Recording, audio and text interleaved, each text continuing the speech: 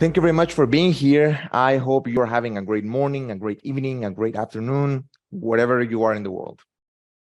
My name is Sadok Cervantes. I am the managing director here at Leangap, and I'm going to be your host for the next hour and a half, 2 hours tops, where we're going to go through pitches, questions, frustrations, happiness, and a lot of emotions that we are about to have.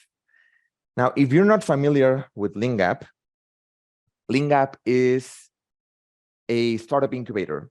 You can generalize it like that. It's a startup incubator. However, it's tailored for teenagers. Okay, it's tailored for teenagers. And how is that different? Well, it really isn't that much different because we treat our students like adults, like they would be starting a company in the real world, just like I would, just like parents would, just like any other adult would in the world. Difference here is that we create a safe environment for our students to mess up, to really explore things that would otherwise be considered too risky or not in the right place, not the right time, etc. The way we do that is by introducing real-world elements slowly into their space. We sometimes call Leangap the protocol for the real world, because that's actually what it is. We put our students in situations that will allow them to experience real life. For example, one of the core differentiators of Leangap is that they are actually, even though they're teenagers, they're actually not doing school projects, classroom projects, or similar. What they are doing is building real companies. And as such, you know what a real company requires? Customers. And to acquire customers, you need to go into the real world and be vulnerable, and be there, expose yourself. And that's what the students do on a daily basis. That's what they've been doing since day one, exposing themselves, being vulnerable to the elements, to the outside world, but with our support and our contention. That is really what separates a high school project from a real company. When that first user signs up, when that first dollar hits your account. And that's what we're about to see here. We are about to see things that are real. All the things that you're about to hear from the students, the products that they've built, the traction that they have, the users, the money that they have from sales, all of that, it's real. It's all real. This is not a simulation. This is not something that they work on during class or similar. This is real. The people that they have impacted are real. The frustrations, the experiences that they have been through are real. And we're about to get a glimpse of that. And I'm very, very grateful for being part of their journey in these few very short 4 weeks. What you're about to see was all created from scratch, from zero, in just 4 weeks.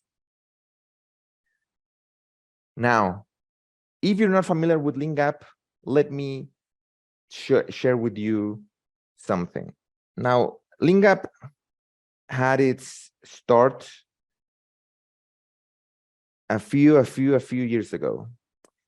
And every year, we have actually received over 2,000 applications from 20 plus countries every year. And it just keeps getting up, like keeps increasing.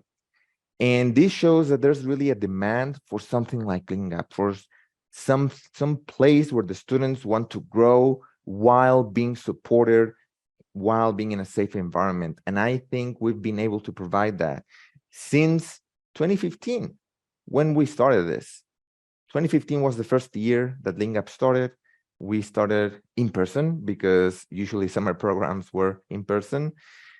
And since 2015, we've impacted hundreds and hundreds, and indirectly impacted thousands and hundreds of thousands of people, because the students that come here end up, upon graduation, years down the line, end up being leaders of industry, founders of billion-dollar companies end up being technologists, engineers, designers, marketers at big tech companies, end up making an impact. That's the important thing. And now it's time for the online cohort of 2023 to make theirs. Now, to do that, we have some awesome judges. Really, really awesome. First judge, Evan Zimmerman. He was a judge last year as well. I can't tell you how much, well, not just for Evan, but for everyone, how much of an impact your collaboration, your presence is for the students. So before I even start introducing everyone, thank you very much for being here. So Evan is the co-founder and CEO of Drift Bio. Now, Drift Bio right now is a Y Combinator-backed biology data infrastructure startup. Now, if you're not familiar with what Y Combinator is, it is probably the most important startup incubator in the world. Products that you use most likely every day have come out from there. Dropbox, Airbnb, just to mention two of them, two of the hundreds and thousands of companies that have come out of there. And now, Evan is the co-founder of a Y Combinator-backed company. Now, he's also the founder of Jovano, a venture capital firm with multiple unicorn investments and successful exits. If you're not familiar with the term unicorn, in the tech industry, in the tech world, we call unicorn a company that has reached a valuation of $1 billion. And for a venture capital firm to have one is very impressive, but to have multiple, it's just outstanding. Now, Evan was previously the co-founder of Mighty Mug. Do you have a Mighty Mug at home, maybe? Those kind of like mugs that were like tilt resistant. Well, we have Evan to thank for that. And he has sold, millions and millions and millions of units of those in over 24 countries. So thank you very much, Evan, for being here. We also have Kristen Chen. Kristen is the former CEO of TopGG, the largest search and discovery platform for Discord, with millions of users every month. Now, if you are old like me, you may not be that much familiar with Discord, but Discord is like what everyone is using these days to communicate. And TopGG is really at the center of discovery for that platform. And Kristen was at the helm of that company, making great things. Now, she's also the former chief product officer at MetaTheory and the former director of product management at SoundCloud. She's held prior, product management roles at Pinterest, Twitch, and LinkedIn. So, very, very small companies. Thank you very much, Christine, for being here. Your impact last year was amazing, and I'm sure the kids will really appreciate you being part of their first punch of reality. Thank you, Kristen. Now, AJ, we have AJ Yadav, and AJ is the co-founder of Simplify, an AI company that has amassed already over 1 million users. Now, AI is all the fuss right now. And this is the first year where we have a lot of AI companies at Leangap. In fact, we have 3 companies of AI powered this cohort. So I'm sure you're going to have a very good time talking to AJ. He's the former CEO and founder of Rumi that amassed over 3 million users. So AJ's ability to get traction is off the charts. He is also a member of the Forbes 30 Under 30 prestigious club. Thank you very much, AJ, for being here. AJ was also a judge last year, and we're super thrilled that you're back, AJ. Now, I want to invite the judges to come on stage with me. There's a button down below that says webinar. And if you click that button, you can come on stage with me. Now, while the judges do that, we are going to start with our first team. So people that are going to pitch for the first team, join me, please, on the main stage. Great. Thank you very much. All right, let's just wait for Evan. I think Evan is still in the backstage.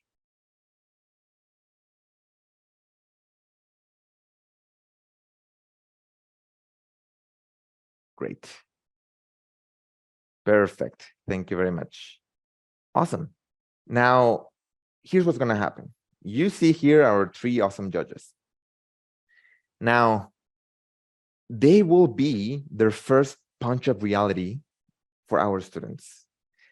We've been telling you, I've been telling you throughout this 10 minutes, 15 minutes, that Leangap is the protocol for the real world. We treat them as adults.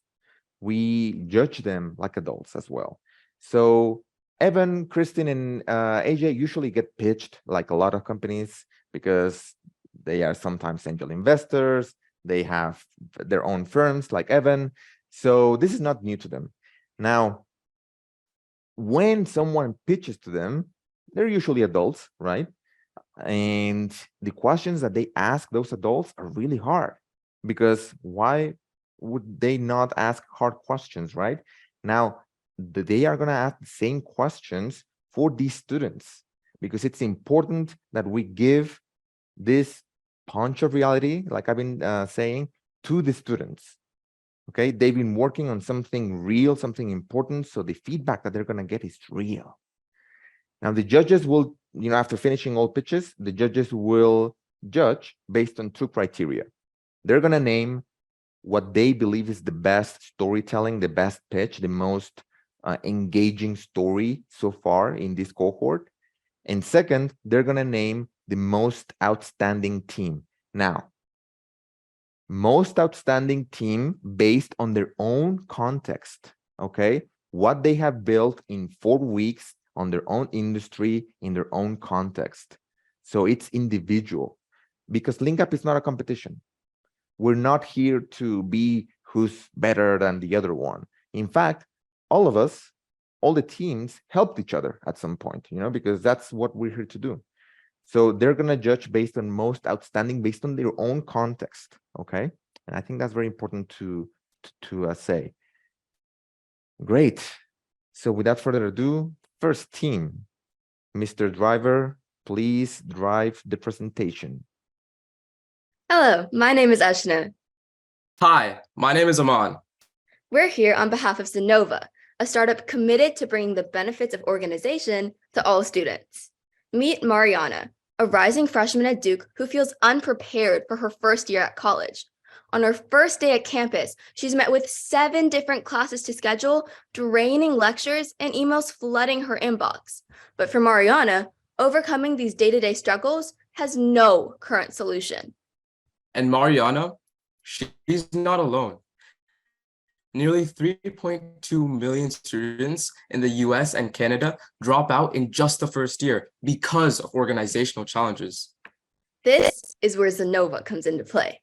With its intuitive scheduling, seamless organization, and advanced note-taking capabilities, Zenova uses artificial intelligence to help students organize their day.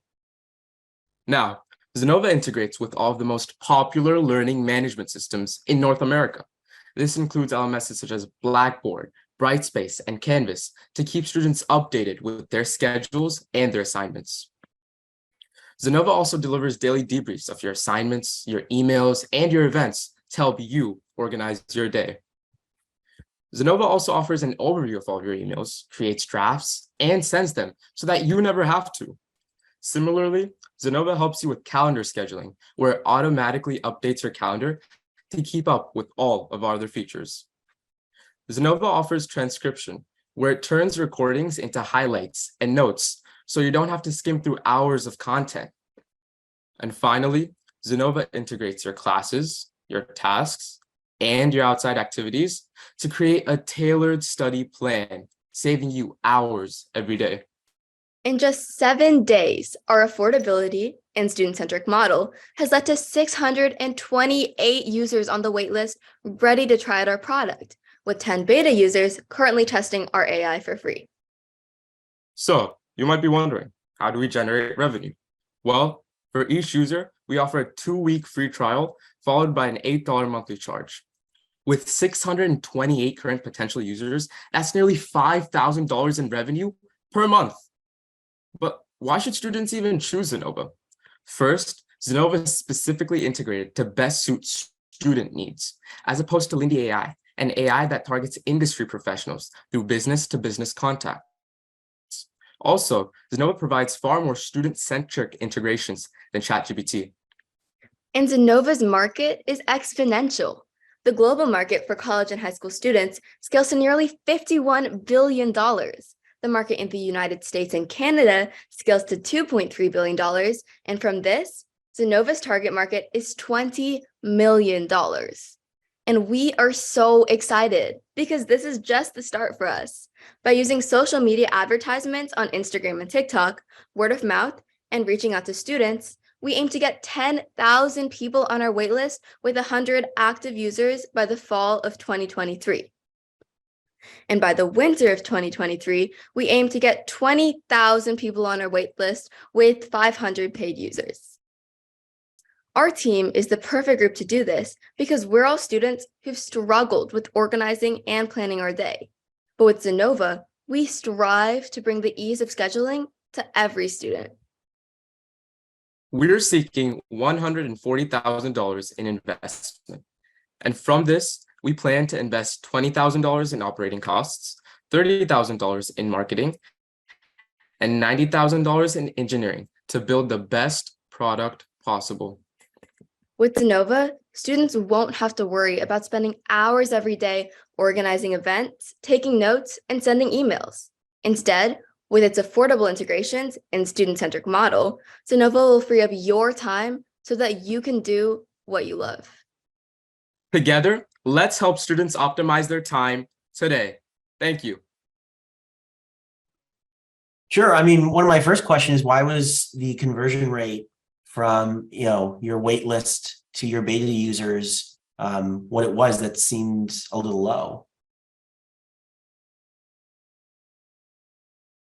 Yeah, that's partly just because of Google's OAuth limitations. We're not verified right now, so there's kind of limits on the amount of users we can have, up to 100 right now.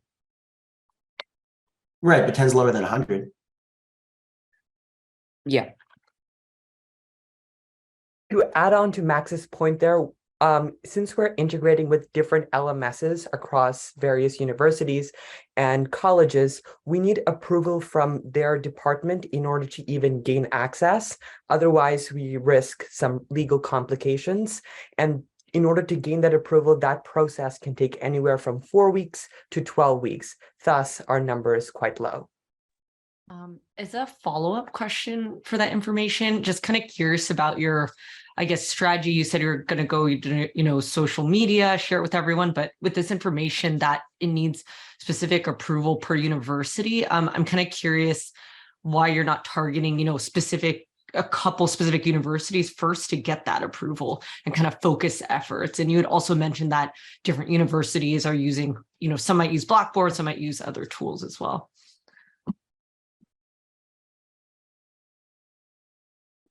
Yeah, so I guess the primary idea was that we first try to find out actual interest for this.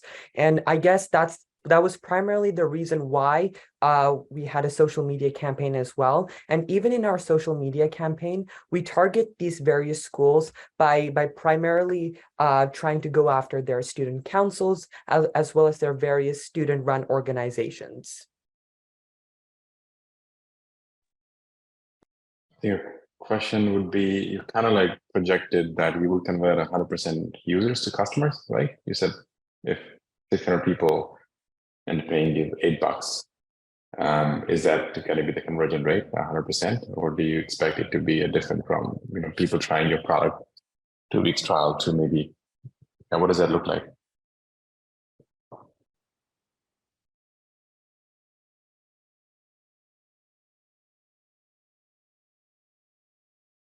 So our goal was to have 100 paid users in the sense that 100 people had committed to paying that $8 a month of fee. But what do you expect the conversion rate to be, right? I mean, you don't have 100 people yet, right? How Right, many so people then we end up paying you? Yes. so we expect the conversion rate to be like on the lower side, so around like 40-ish%. That's quite high, but yeah. Thank you. I guess one of the things I'm trying to understand when looking at this is why this product specifically? I mean, I went to an incredibly, time-consuming, difficult college, one of the most, famously painful colleges. And I do remember it being difficult to manage my time, but it wasn't because I didn't know what was on my blackboard. It was because unexpected things came up, many of which weren't actually written down anywhere. Sometimes things get moved around unexpectedly. Also, just sometimes things take time, and a bunch of the things, some of the features that are here, things like lecture summarization, aren't necessarily about time optimization, right? I mean, that's just sort of a thing that students might wish that you had. So can you walk through how you went to building this product, how you chose to build these features and why you think that this is going to solve the problem of students dropping out? How you came to that conclusion? Yeah, absolutely. So in order to even decide on those features, what we did was we went to various different universities as well as high schools in our respective cities and basically posed students the question, what takes up most of their time, why, and how they would change it.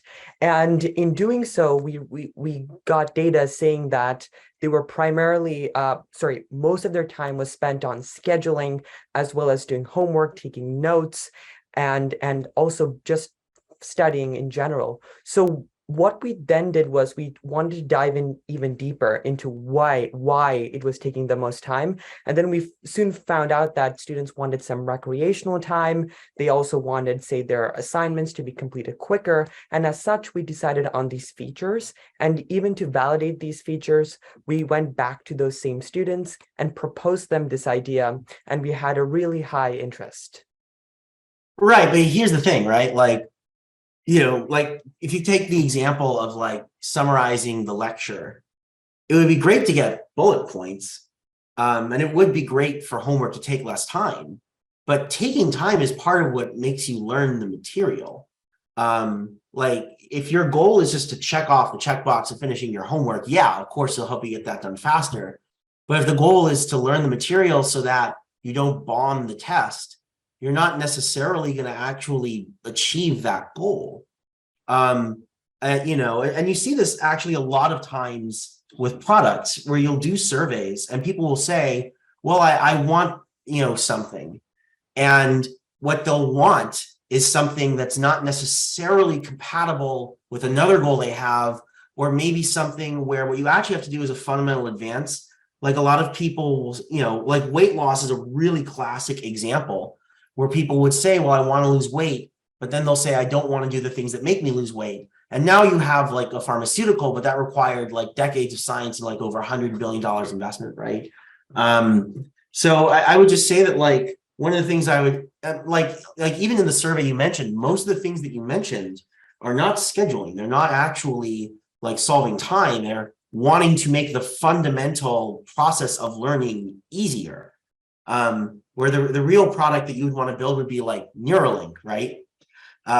So I guess I would say you want it in terms of the optimization, I would just continue to think about what really makes it easier. And even for $7.99, what's being done that someone, isn't, able to do themselves really. Because even at $7.99, I'm not sure that you're necessarily going to even beat your OpenAI API costs. Very expensive. I mean, I think the big thing is that I think I'm curious about, of course, you're saying the conversion rate is, of course, 40%-ish. It's way too high. I think you're gonna, if you end up getting 10% to even 15%, that's lucky at this stage. But I think the big question is what are they even using? Because I think you have a lot of features like transcribing, of course, booking, scheduling and what's happening. But then you have Blackboard app. I mean, you're using like multiple apps, right? Like on a daily basis, you check your schedule for classes, then you look at some app for like what's on my assistant, whatever. Then you have this Blackboard stuff where your assignments are being assigned and whatever is happening. And then you have this I think it's a lot of stuff. So how does this fit? Is it like a nice to have that I wake up and I maybe check it for 2 weeks and 4 weeks and maybe 8 weeks, and then I never go back to it again. Or maybe there's like a one feature that really works, and that's like, let's say, transcribing notes. And I agree with Evan, like if you just transcribe or like summarize the notes, right? You're really not studying actually. I mean, you might not drop out, but you might not have to gain a lot of knowledge actually. I do want to synthesize something that AJ said and something that Kristen said, because I think that it's so important. And that is about the importance of narrowing and also the importance of retention, which is like, you may get some people to sign up and honestly, like, yeah, 40% super optimistic, but like the way more important thing is like how many people actually stick with it. This is, by the way, a consistent problem with educational tools where like a lot of people inherently you graduate. And this is actually a reason that a lot of investors get scared by educational ed tech investments. But we'll put that aside for now because you also have mandatory signups for a lot of these tools. I think that one of the things that I'd be really thinking about is how, yeah, you get some people to sign up, but even if you get 40% to sign up, with a lot of these LLM tools, you have a huge retention problem where you'll have like a million plus people who sign up, but then their retention rates, which people actually call smile curves, will be really low. And so like, that's really bad. Now, Kristen mentioned, why not focus on a few schools? That'll make your building way easier. Because AJ mentioned you had all of these tools that you have to support. Well, you know what? Like every school has like, they're either paying for Outlook or Google Calendar. They're either paying for Blackboard or they're paying for Canvas. If you pick like one or two, you will only have to support one of those. And then what you can do is actually focus on what is the feature that my users care about and not what is the annoying integration that I'm going to break my brain over for a week. And that because finding the feature that users care about is way harder than what is the integration that's a pain in the butt, but it may actually take more engineering hours to solve the integration problem. It's this weird thing that happens. So I would just consider that narrowing idea that Kristen had. Yeah, and I want to add on that too. Of course, right, when you're doing research, there's, surveys, et cetera. But a lot of the time, I think both AJ and Evan mentioned that, right? You have to see what they actually do. The users might say, okay, yeah, of course, I'm going to use this transcription tool. And then when you look at the data, they don't use that at all. And I think to follow up on what AJ was saying, and Evan touched on this a bit, like, when I think of myself in college, right, of course, I had a lot of it was actually balancing everything that had to do with, the learning and education with, all the fun I wanted to have or the extracurriculars. And so I think, right, if you're focusing on, your core problem of organization and balancing that, like that even brings another, social media, like a lot of events I don't know if people use Facebook anymore, but, Eventbrite, Facebook, whatever social media or, even paper flyers, et cetera. So I think right now when I look at the features, there's just so much going on. So it's just first, like, what are your hypotheses? How are you going to nail that MVP and then really get that retention? And I also want to emphasize, going forward, I think the biggest cap that stands out to me that's limiting you is this 100 users on Google OAuth, right? Right, like you're just capped forever at 100 active users until you go beyond that. So I think what stands out as well is like really figuring out a plan on, how to tackle that. I don't know if Outlook has that cap or, how you're going to figure that out. But if you don't solve that, like you're forever going to be capped at 100 users. Yeah, that cap is just temporary until Google verifies us for like a few weeks.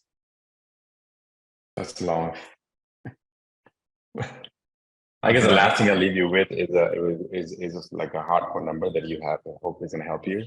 Yeah, just touching on Evan, AI churn. Just to give you, and it doesn't matter which company you talk to, it starts at 20%. Okay, it starts at 20. It goes as high as 40% annually.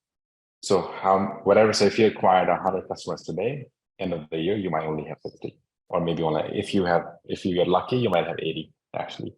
So let's just start there. So the thing is, it's a really wavy funnel.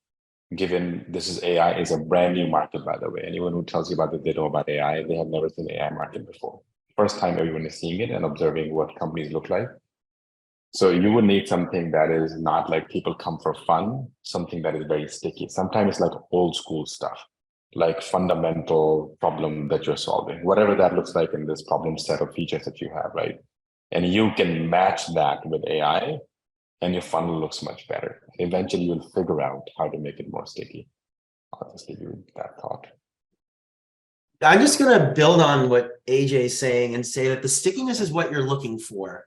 But I'm going to have one point where I'm going to slightly diverge, and that's where was mentioning fun. And that is that I think that when you're in the uber earliest stages of your company, the creativity is actually really essential. Because like AJ said, AI is a brand new technology. It's like cloud, it's like mobile, where when people came out with it, a lot of people didn't actually realize what the best applications would be. Like just the other day, like, there was this talk that was given by actually one of the guys who works at YC, Mike Seibel, and he mentioned that everyone knew Maps was going to come to mobile, but no one knew that Uber was, which is a really great point. And so I think that going out there and finding like, here's a feature that I think is kind of dumb, but whatever, I'll give it a shot just to see what people respond to. And by the way, don't skimp on the telemetry. Like Kristen's right, like people give surveys, look what people are actually using. Like do that and see what are people actually using. And that's super critical, because the reality is that not only like do people not totally understand yet what people are going to react to as users, there's still things that people are figuring out about the technology. And I know that people sometimes say like, oh, AI, it's so mysterious. Like any new technology, you have this, because people are still figuring it out. There are optimizations where like there's 10 geniuses that haven't even messed with the technology yet, who are going to figure out things then they're in the future. We don't know what they are yet. I would just encourage you to be creative. And that's especially in the early stages. But I will say that what AJ mentioned about the stickiness, that is what you are looking for. I'll just leave you with one story about a company that there's a good chance you use called Pinterest. And what's really interesting about Pinterest is that Pinterest is actually most famous for its very rapid user growth, like some of the most rapid user growth of any company ever. And yet, for the first year, it actually had almost no user growth. It got to about 150,000 users, which at internet scale, even for that time, was like not bad, and then stopped after like 3 months. And for about a year, it was just sort of stuck there. And, a lot of founders would have given up. But what happened was that the founder, Ben Silberman, noticed that there was like this cadre of like, 1,000, 2,000 users who were really dedicated to Pinterest. They were using it really all the time, like nonstop. And so what he did was he hosted meetups. And those users would actually come to the meetups. They liked the product so much, they would come to a bar in San Francisco just to talk about Pinterest. And they would actually tell him what features were missing, what they liked the most, what they hated the most. And he would come and he would fix the problems. And every 2 weeks, he'd host another meetup. And so over time, what would happen is that he would fix this. And every 2 weeks, like, yes, he wouldn't spark his user growth, but the people who would come to those meetups would be happier. And eventually what happened was those users became so happy that they started telling their friends. And then those friends started telling people. And eventually the growth became what Pinterest was famous for. And so I don't think it's a bad thing to be creative and to just have like, if you're stuck at like 1,000 users for a year, but those users really freaking love you, that's not the worst thing in the world. I know that was a kind of long story, but I just wanted to, make sure that, because I think everyone's listening, right? So I just want to make sure everyone got that. Yeah, for sure. We're all. Thank you, Evan. Great. Thank you very much, Zenova. Move back to the backstage. And let's welcome the next team, please. Hi, my name is Justin. Hi, I'm Archisha, and today we're presenting FixConnect. Our goal here at FixConnect is to make every project painless. Meet Melissa, the mother of our co-founder, Katie. Melissa hoped to fix Katie's old three-legged desk, and she needed a power drill for the repair. But the price of a new power drill was too much to justify for a one-time use. So Melissa purchased it from Craigslist. When the drill arrived, the wire was all cut up, making it completely unusable. Melissa felt ripped off and that these websites had failed her. Her family is not alone in the problems they faced. Many specialized tools are just too expensive to buy for most people.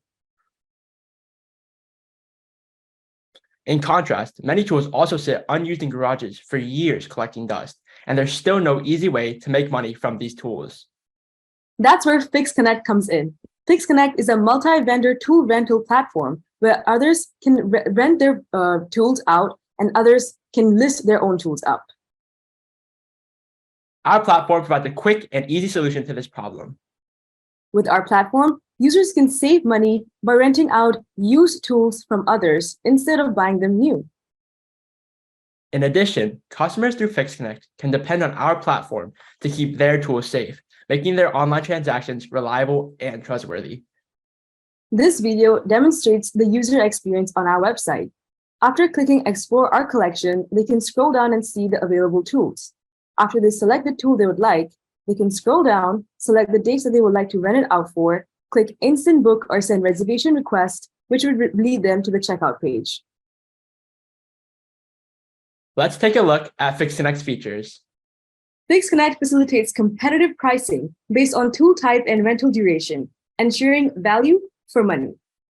We also heavily prioritize secure transactions. FixConnect uses general liability insurance and security deposits to ensure transactions are safe and secure. We are the right people to trust for your quality tools. Unlike Craigslist and eBay, FixConnect offers a trustworthy way to get tools at a fraction of the price. Click and Rent My Tool are also companies that provide tool rentals, but at much more expensive rates. FixConnect allows for affordable and trustworthy transactions for the benefit of you, the consumer. In only 3 days, FixConnect has obtained 15 listings, 20 users, and 2 transactions in Katy, Texas. How do we make money? We add a 50% commission on every transaction. For example, if I needed a $10 rental for a day, FixConnect would additionally charge a $1.50 service fee, totaling the total rental cost to $11.50 for the renter. So what is our market? In the total global power tools in the United States, it's valued at 195 million. And the people who are involved in tool rentals are 15.9 million. Currently, we can address 159,000 of that. So why us? We are a team of 8 strong individuals, and each one of us has a unique skill that, when combined, makes us the perfect fit for launching this startup. We have a strong team dynamic, and we're very passionate about increasing access to people. We have seen our families struggle with tool rentals and purchase, and we are ready to bring a change. With FixConnect, we provide a service that would enhance your community. To make this possible, we are seeking a $200,000 investment to obtain our product market fit. This would cover our R&D, operations, marketing, sales, and legal. And here is our roadmap for 2024. With this funding, by Q1 of 2024, we would aim to have fully launched our marketing campaign. By Q2, we would like to have at least over 10,000 users. And by Q3, we would aim for at least $50,000 in revenue. We would achieve this through your investment, using it for advertisements, expanding to different cities, and offering more than just tools. So let's skip the store. And not the project. Together, let's make tools accessible to everybody. Thank you.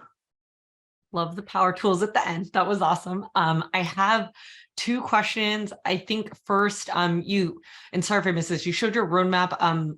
I think one of the biggest challenges that comes to mind here is kind of location logistics. So my first question is, do you have a plan of where we're going to focus first in terms of location, across the US, specific towns and cities? And then second question, I think one of the concerns, of course, in terms of trustworthiness, Home Depot, Lowe's, you can expect quality, they're checking the tools. How are you going to kind of handle this tool handoff and quality, logistics and safety, right? I imagine people will pick up tools at other people's homes, or they'll have to find a public meetup space like, Craigslist. So I'm just kind of curious about those topics. So I can actually answer the first question, but if any other of my teammates want to answer the second part. So for the first question, I believe, and please correct me if I'm wrong, you were asking about like what kind of cities we're expanding to. Am I correct about that? What's kind of your expansion plan for logistics? Yeah, of course. So when we were first kind of like marketing or at least targeting a few cities, we first targeted Katy, Texas, because mainly it's a suburban population. I'm not sure when my screen share just stopped, but it's a suburban population and it was filled with the people that we want to target with.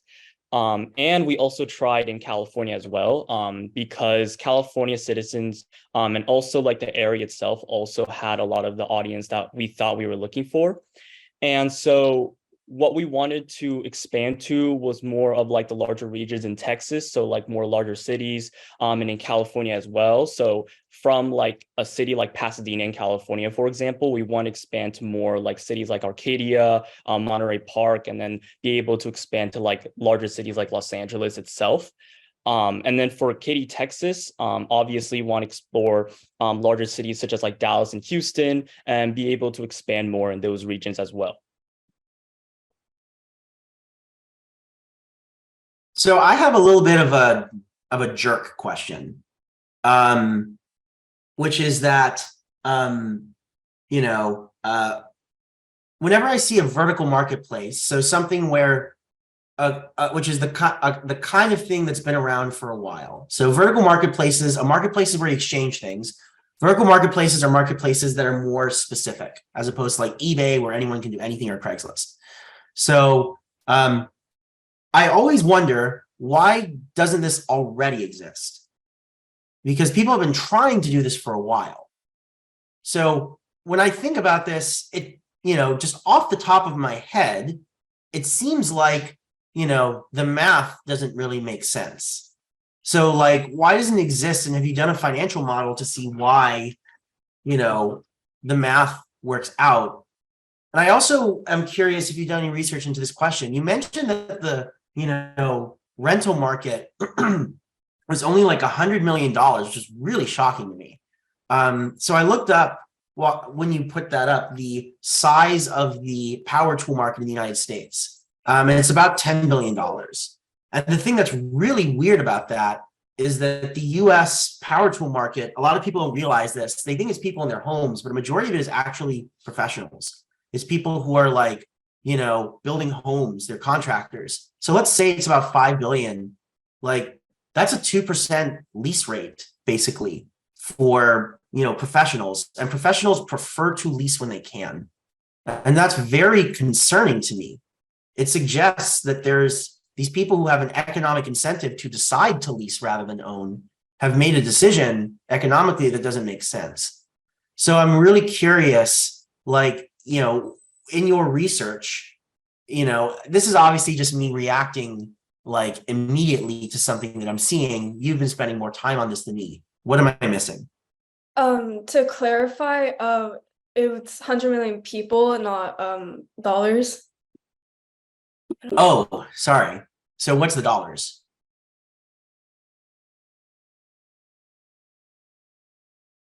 For dollars, it's 425 billion. 425 what? Billion Billion global. or million? Billion globally. I mean, people buy, 35 billion. So are you including like tractors? And that doesn't seem right either.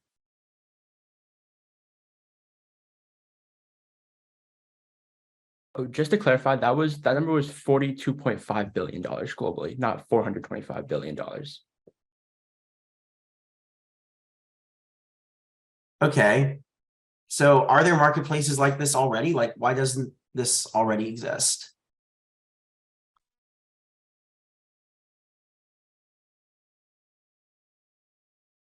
So I'd like to say that the reason why this hasn't really exist with such like the large kind of like population that we've kind of understood, it's mainly because like our competitors, for example, like Home Depot and Lowe's, they focus on really large communities. And one of the core values of FixConnect is that we want to focus on smaller communities and be able to build the strength between communities through tool rentals. It's kind of part of our purpose of empowering those who want to make their own DIY projects or in general just don't have the tools for. So the reason why our competitors, even though they may be a tool rental business, they're focusing too much on the larger community, which means that the community being built isn't actually strengthened or the foundations are not being supported enough compared to like FixConnect, for example.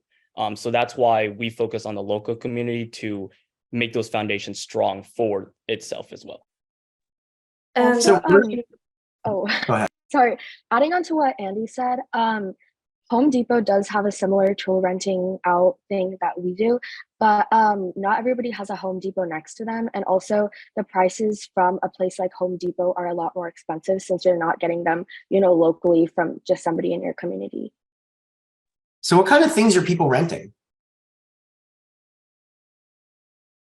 so we are ranging from power drills, mostly power tools, like garden rakes, power drill, hammers, usually stuff that people can use without a certain license or they use for certain DIY projects. Main categories of the tools that we're offering are power tools, garden tools, automotive tools, and hand tools. And the most popular so far has been power tools and the tools that fall under that category. We're also planning on extending, the things that we offer to more things such as ladders, not specifically things that are in the categories that we have right. I guess with a lot of this stuff, I wonder, like, why isn't it cheaper? Because it's not like someone's going to charge me like 1% of what it is. There's gas because I have to go get it. There's the value of my time to get it or the value of someone's time to bring it to me. Why isn't the math just better for me to have someone come and task rabbit the job for me instead of just renting the particular object? Yeah, so actually for us, we have a 1 to 5 mile radius. We validated this with our form earlier. Most people are willing to drive 1 to 5 mile radius to get the tool. So we put a radius in our platform so that people will get tools near their home. I think maybe my follow-up here too, right? And I think Evan was scratching this a bit. It's just, I'm concerned about maybe the market size, right? It's small, like first it's only these very small communities. It's these specific sets of tools. And then also you're going after a population who cannot afford, to buy the tool themselves or perhaps pay someone for, right? So you're also competing, I would say, with sites like people sometimes just post on Nextdoor, Facebook, or Craigslist asking to borrow something for free or, going to I guess community center. So I'm just trying to, I guess I just like to understand a little bit more about maybe the like market sizing on both the supply side and the demand side, right? Because then when you cut it down even more, it's who has these tools, who's willing to even, who is, I have a, I might have a rake at home, but I don't want other people to use it, right? I'm just trying to understand, is there a large enough market size for this? And also, right, if so, where, since, we're already splitting up and targeting tiny towns? Yeah, so we're not necessarily targeting people who can't afford to purchase the tools themselves. It could be people who have the money to buy them, but we're trying to save people from unnecessarily spending all the money to purchase a new tool. But I guess that kind of goes to Evan's point, right? Like if for that case, like, couldn't I just hire a TaskRabbit who has that tool already? It's kind of for people who are, working on their own project and they have everything they need except, say like a power drill. So rather than hiring someone to do the entire project, they can just, rent out a power drill for a few days, for like maybe $10. I guess to get back to the question of churn, I wonder how often would you use this, right? Because, I've been in situations where I could imagine myself being like, yeah, I might use this, right? Like I literally got something delivered yesterday where I had to use a screwdriver to open it because it was, delivered in a special box. I was like, man, I wish I had a power drill. I would have paid $10 to rent a power drill.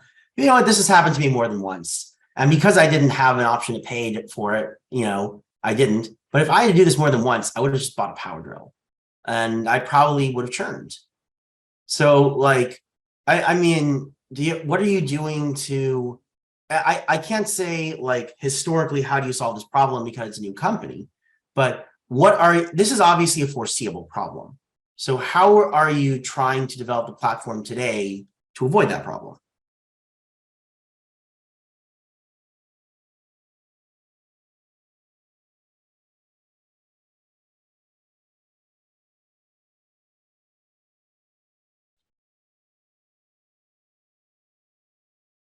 Sorry, could you clarify the question one more time?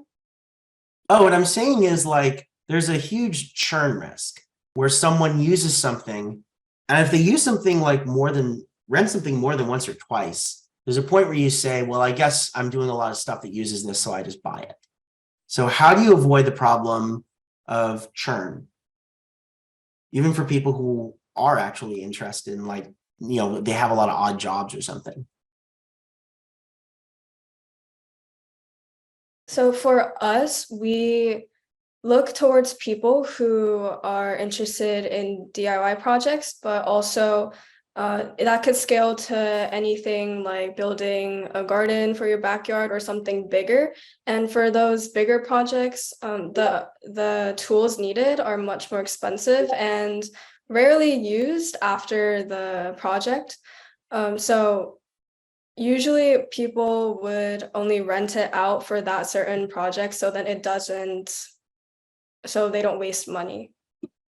Yeah, and also in the case that you're saying where the person eventually just buys the drill themselves, if they're not going to be using it, on a regular basis, but they've bought it because they have enough reason to use it, they can rent it out themselves. So I have a couple of questions, guys. I mean, marketplaces are hard. I mean, listen, I built two of them. One took a decade for me to grow, actually. And I think when you specialize on one thing, there's a couple of questions I have. Number one, going back to the initial idea that it's safer, right? You said Craigslist is not safe. So, and your cost was super cheap, right? $10, $8, $5. Okay. So first is, how is it safer? Like, what do you do?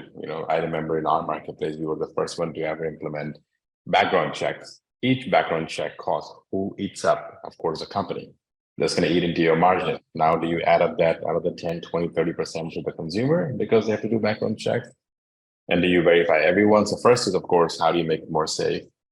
Second is, hey, I borrow like Evan's drill, and you know what? I damaged the wire. Now I'm not going to give it back. Dispute resolution, right? Second big thing in a marketplace. The reason why Craigslist works because it's like, I'm not in the middle of this. You guys can do whatever you want to and just take stuff from me, right? So dispute resolution, there's a cost to that as well, right? Because your whole concept you keep saying is cheap. It's cheaper, right? You're using a word of cheap a lot, basically, right? Affordable, maybe you can say. And the third is basically this, instead of dispute, is the product that you have. You're driving 5 miles, right? So I don't think the cost is cheaper. If I have to drive, like as Evan said, like 5 times and I'm burning gas, right? Because these are rural local communities. You're not like walking like New York, right? Like down the block. You're gonna drive. That uses gas. That's money and your time, right? So they would be circumventing marketplace. Very common problem in marketplaces are when there's not the dollar amount value, or it's not a long-term product like Airbnb, right? You most likely will circumvent a marketplace. It's very, very common. if I meet Evan twice, I'm not kidding. I'm gonna third time ask him, hey buddy, listen, you say 15%, man, I save 10%, I trust you, you met me, listen, I pay you directly using Venmo and Cash App.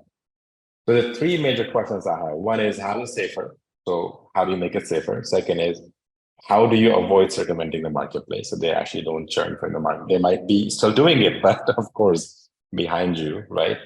And the dispute resolution. Any points would help. It's going to make it very expensive to do it.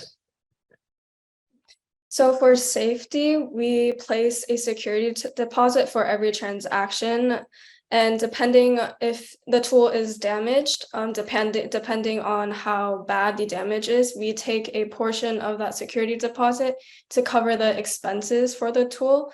And for the company itself, we have a liability waiver that would release us from any liabilities if someone tries to sue us for that injury. And we have insurance to make sure to cover the cost and either prevent us from getting sued.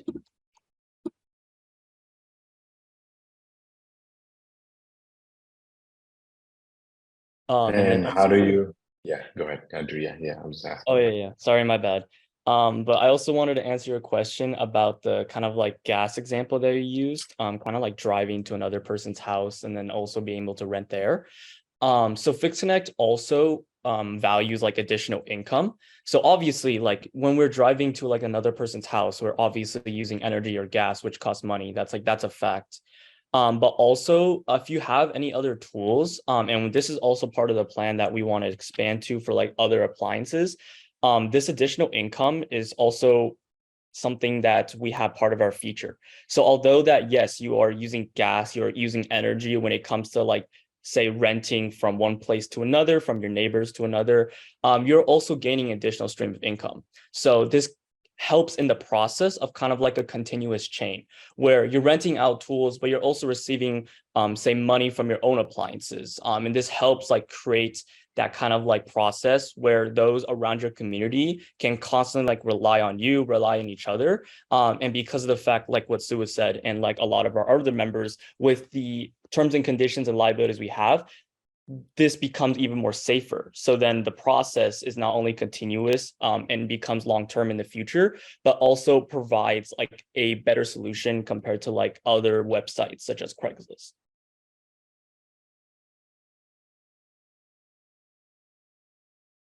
Still not convinced. I don't think you answered the question, right? It's like these.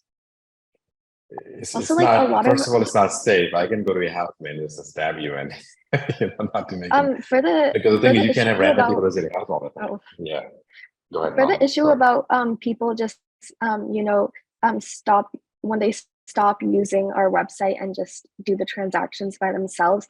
A lot of what we're targeting or the problem we're trying to fix is more of like one-time uses or like two times uses. So I feel like in the case that somebody were to rent something, I guess more than 3 times, at that point I think they would just buy the tool themselves. So that was something that Evan had mentioned earlier. So I doubt that they would keep on renting it several times. I mean, when we say safety, I mean, totally things can, people can get stabbed, but I mean, the bigger safety issue here is that these are power tools. Like, what if someone has a gas powered lawnmower that explodes? What if someone has like a power saw that, cuts off a finger or has a safety feature that wasn't well maintained? Because like also a lot of power tools now like market themselves as having safety features. Yeah,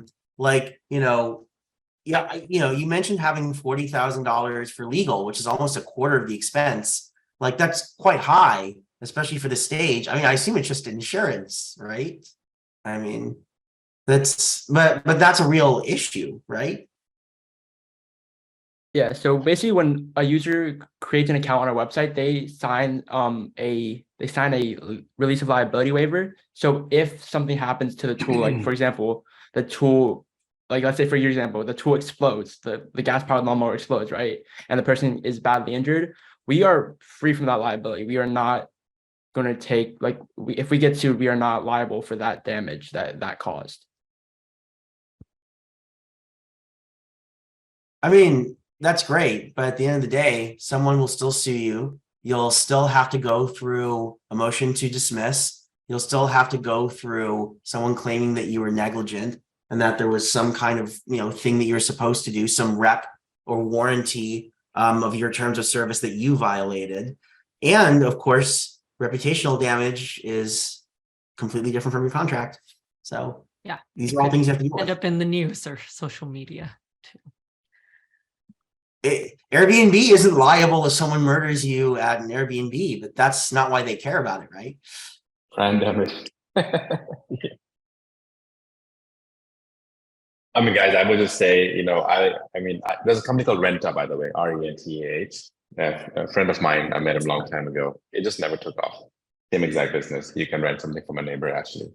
I think B2C model for this one, what you're trying to do, in my opinion, is actually very hard because your cost doesn't pay up. And I think, Malaika, you're saying using a product for 2 times, you would never get funded. I mean, no one wants to pay because your cost to acquire a customer might be like 6 times higher.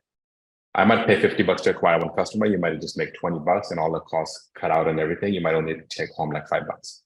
You're bleeding money on every single user, actually, unless. And if you're gonna think like, okay, it's a community driven, we're gonna hand out flyers, it would never scale. You have to really think about all these issues, right? If you scale, then you have to spend money. That's the cap. And if you don't make enough margin, then you would never make the money. That means the business bleeds for a long time. Marketplaces takes, in general, 5 years starting point, I think, to ever build an engine, because 2 sides, right? You have the demand and the supply. They're both really hard to crack. You're running 2 businesses at the same time. The question would be, why not B2B? I mean, literally going down to why not B2B? There's a business, there's someone who wants to start a business like a loan business or whatever that is, right? Or fixing your stuff, like maybe TaskRabbit people, right? Sometimes equipments are very expensive and you let them rent it and they're making money from your equipment and you just make some cut. All right. How's that for punch of reality? Thank you very much, judges. Next team, come to the punches. Hi, I'm Yuti. And I'm Destina. Today, we're going to talk about Vercible, democratizing access to college counseling. So this is me, and when I started high school, I was determined to study abroad for a better education. As an international student, I faced difficulties finding opportunities due to limited resources. More than that, I started to realize money's importance in this process as an international student while applying for various programs such as Leangap. I felt like I was missing out crucial chances for personal growth. I had the motivation, but no knowledge of how or where to put my capabilities. And I realize now that I am not alone in this experience. Just from the US, 20 million people apply for college, which is 1/4 of the total population of Turkey. When we add international applicants, this number skyrockets. So it is a fact that all of us students have a destination in mind, which is college, but we have no map to get there. So as you can see from Destina's story, what students really need is a hub of information about opportunities, and the go-to solution for this is college counseling, and college counseling works. Students who get guidance throughout high school are 5 times more likely to get into a prestigious university, such as UC Berkeley. However, college counseling is very expensive. Just a 1-hour meeting can cost $200, while a full application review can be $3,000, and this is just the minimum price range. This makes admission processes unequal because 26% of high-achieving students have a college counselor. What about the students who can't afford one? They're at a disadvantage. So the solution we have created is affordable, needed right now, personalized, available for assistance 24/7, and we have extracted the most important parts of college counseling and added even more features into it. So now, introducing the future of college counseling, Vercible. As you can see in this demo, the user asks for some summer programs that are related to engineering. Using our expansive database of opportunities, information about these summer programs is provided. More than that, as you can see, we have a forum feature. This allows students to ask questions to university students or other high schoolers who used to be in the same position, allowing students to gain advice and create connections. Currently, we have an annual subscription model with a 14-day free trial. Our prices for our premium and elite memberships are also here. And we can democratize college counseling while making money. since a college counselor is dedicating 100 hours to an individual student, requires a lot of man hours, and therefore is expensive. Using our technology, we shrink that to a zero and manage to be affordable. For traction, in 2 weeks, we have used our personal network and have reached 23 users who have given us their credit card information. This will equate to more than $7,000 when the free trial ends, and we already made one sale. As you can see by our price model, Vercible offers a much more affordable solution compared to college counseling.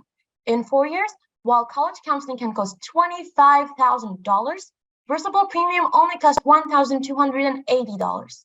Not only are we providing such an affordable price, but we will add several more features into it to help us get more customers in the next year.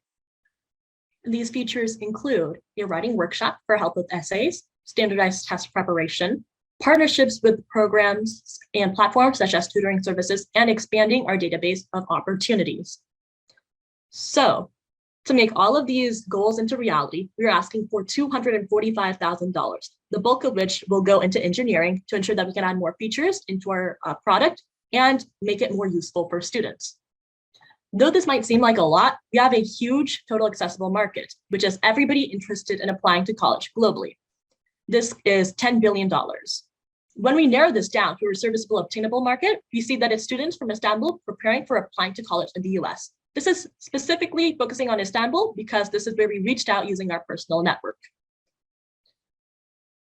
And we also have the perfect team to make this happen because as high schoolers, all of us know exactly what we need to get into our dream university, and we know how to implement this into our product.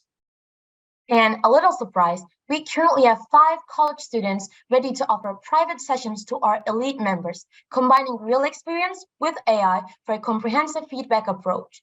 In conclusion, while equalizing the college application process, we are not only making you a better candidate for college applications, but a more qualified person and individual. Judges, with Vercible, let's help every student reach their destination. Thank you. So one of the challenges with some of these college guidance counselors, there's the affordability problem, which is obviously huge. One of the issues is that a lot of people don't actually realize that services like these, even exist in the first place, that they even need to get some of this help. So how do you convince people that there, is even a service like this that they should even consider, especially when there are other online paid services they could use, like College Vine, which are a little more consulting based, and free online forums like College Confidential? Yeah, okay, so the thing is, I actually thought about this too before finding the idea. The thing is, College Vine is offering info and not making direct communication and making suggestions. Also, it is not giving you, I think, really current data, which is a thing we have, and one of the most important thing we have, because our database is regulated, so it is always the current thing. And since the programs and extracurricular activities are always changing, the thing we have different than College Vine is, while we are making direct communication by the service AI offers, we are also giving them the new things, not the old things. Because, for example, since you said College Vine is still, I think, working on 2023's data, not 1 year ago's. So yeah, I would say that's it. But as for how we, your question was centered around how we can convince students that they need this service, if I'm correct. Oh, sorry. Yes, because you do still need to get people to even realize that they need this, right? Because the thing is that building a college application is something that starts long before you're actually applying. So you have to talk to people and tell them when they're in 9th grade that this is important to them. Yeah, that is very important. But as you can see from our story that Destina presented, students have an idea that they are not reaching their full potential and that they're having trouble finding such resources. This is already something that's in students' minds. As a high schooler, I can speak for this myself. So they have this problem, and essentially we have this perfect way to solve it. We have this way to get there. So all we need to do is get the idea out there, advertise, and then students who already recognize that this is a problem for them can easily register for our services. Yeah, because according to our current target audience, there's two types of students in this college application process. The students who has like limitless financial opportunities, who are generally preferring to go with college counseling, but our target audience is mainly not that students, but that students who have the motivation to actually make something and doesn't have enough financial opportunities at least to hire a college counseling. And we are like having much more also advantages other than being affordable. So yeah. And by the way, what I saw was just like sort of the search tool. Is that what the product is today? Is a vertical search tool? I'm sorry, which can you clarify? Your product, it's the search tool, right? That says help me find X. Yeah. Okay, so one of the things that college guidance counselors do is they help you realize what you need to look for in the first place. I'm wondering, how are you helping solve that problem? And sort of relatedly, whenever you have vertical search, right, there's really only two ways that vertical search makes money, in my experience. The first one is either that they have some very unique index that saves a special audience a crazy amount of time. The other one is that they have a very unique data set. So one example of the first one is there's a company called like LexisNexis. They take court cases, which by the way are free by law, but they've made them extremely easy to search. And so they take lawyers who are paid $1,000 an hour and make it so that they can find court cases way faster, which we are paid $1,000 an hour is worth a lot of money. And so it's like a $3 billion+ a year business, even though Google exists, which is free. And similarly, there's a lot of science databases where they make a lot of money because they have data that other people don't have, because they have scientists who they paid sometimes for 50+ years to take data and annotate it by hand. So they have data that literally no one else has. So in your case, like what, since right now it's just vertical search, like, so there's the first question of how does it actually help people realize what they even need to look for in the first place? And B, since it's vertical search, which one is it doing? Better index or better data? And why is it actually differentiated relative to a freely available search engine? Okay, so Prakar, can you share your screen? Because I have a snippet of our database that I think will give the judges a good idea of how we store our information. It's in the appendix section, but I can start. Related to this question, so you mentioned that you're having the most recent data. Like, how are you getting this differentiated data? Yeah, definitely. So it took some research on our end, and we found several. It took some research on our ends to compile this database. But and since we were the ones who compiled it, we know firsthand that this data is very hard to access. Finding like 50 services. Yeah, this is a snippet of our database. So we have the name, the type of activity it is, the category, the subjects that go into it, the description, which grades can apply to it, the deadline, the cost, extra information, and links for more information. So these are the columns in our database. So I would say that it's the first kind of vertical search tool because it saves a lot of times for the users. As I mentioned, our team was the one who compiled this firsthand. So we know how much time went into looking for it and searching for it. Let me know if that answers your guys' questions. So is the idea that basically you've taken a bunch of these things, you've like extracted some information about like, what it costs and whatever. But like, I guess what I'm like a lot of what a college advisor tells you is, oh, like the guys at Princeton really like this program, so you should take this one. Like, do you have that information? So I would like to add on, it's not technically a vertical search tool, more like an AI tool that helps you generate like examples and like advices. So whenever like let's say a college advisor says, oh, people at that place like that program a lot, the AI would technically have enough information to also tell the user that if I believe the user can word, I believe the AI could generate that answer. If I'm not wrong, UT, you can correct me on that. So yeah, essentially, this is as we continue developing on this product, we're going to have information saved about the user as well, such as their dream university. And let's say that it is Princeton. So we're going to continue expanding our product and expanding our database such that it can include that information. Yeah, so a And really that's important thing is that like it's important to have a vision. So like, you know, when you're pitching a product, it's really good to say, why will this be $1 billion company? Great. We're gonna capture all this information. We're gonna have data that no one else has. And so we're gonna be able, thank you, to say like, you know, here's what all these colleges really want. Great. But you have to say, why am I going to grow today? What is my value proposition today? And today you don't have all of this like private data about admissions, right? Like what people were getting into, what they were taking. And so you don't have, and so as I understand, you don't have all this real-time data of, you know, the folks at Stanford really like when you take engineering extracurriculars more so than when you take ballet extracurriculars. And also, by the way, they really like this particular one, right? To my understanding. So, so in terms of the value prop today, where's the suggestion? Where's the AI? So I think there's actually two parts of this thing, the database we're using and also the AI. I think Yuti can elaborate more on this since she mostly used on this, but the basic thing is while the database is giving the info, like the current thing which we're expanding and regulating like in a specific timeline, the AI is making specific suggestions on you, not only giving the info, but also considering your current info. But I think Yuti can elaborate more on that because I don't have like the most detailed version of it. I have a question on that actually. Can I scrape your database? Sorry, can you repeat that? Can I scrape your database? I mean, you know, you're saying the data, right? Can I access it without like logging in? Can I access it after logging into your database? It's part of the paid service, so you can only access it after you've paid. Yeah. So let's say I I pay don't believe $300.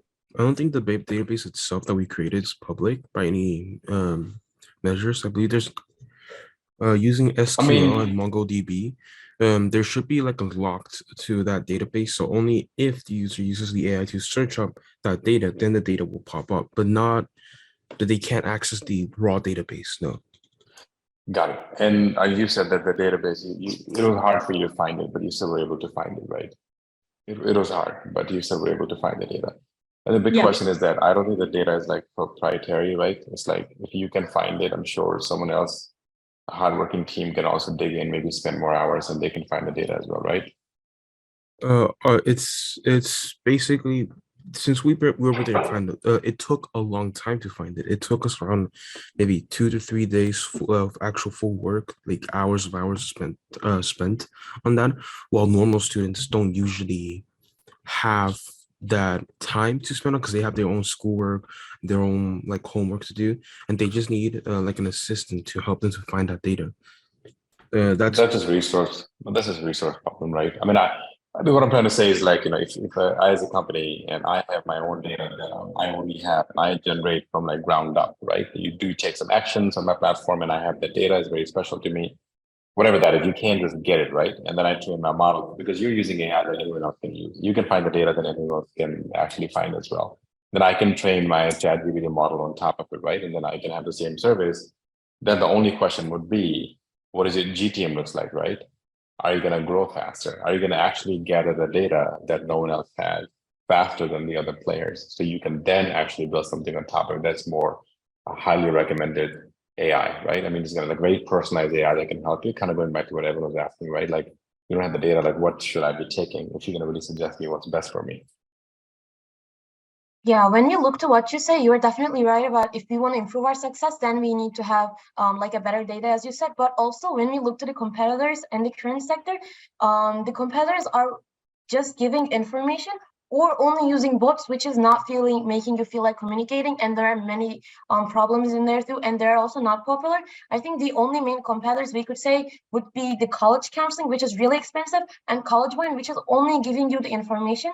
So I think for at least getting into a specific traction so we can improve our data and other sources, we have enough availability compared to our competitors. But like you said, yeah, we will definitely need to improve our data more to have like the maximum access.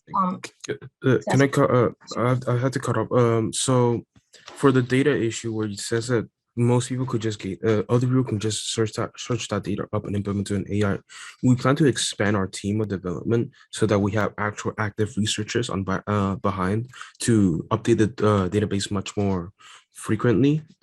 And that's probably on one of our ways to deal with the data issues and how it's not exactly private for now.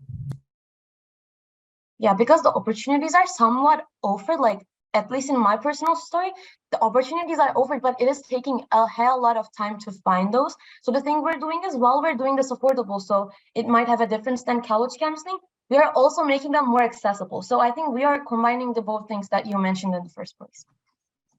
By the way, one of the things that you might consider is that when you have something that's vertical, one of the advantages that you oftentimes have is the ability to offer an insight that wouldn't make sense to offer because you can't make certain assumptions about who's there.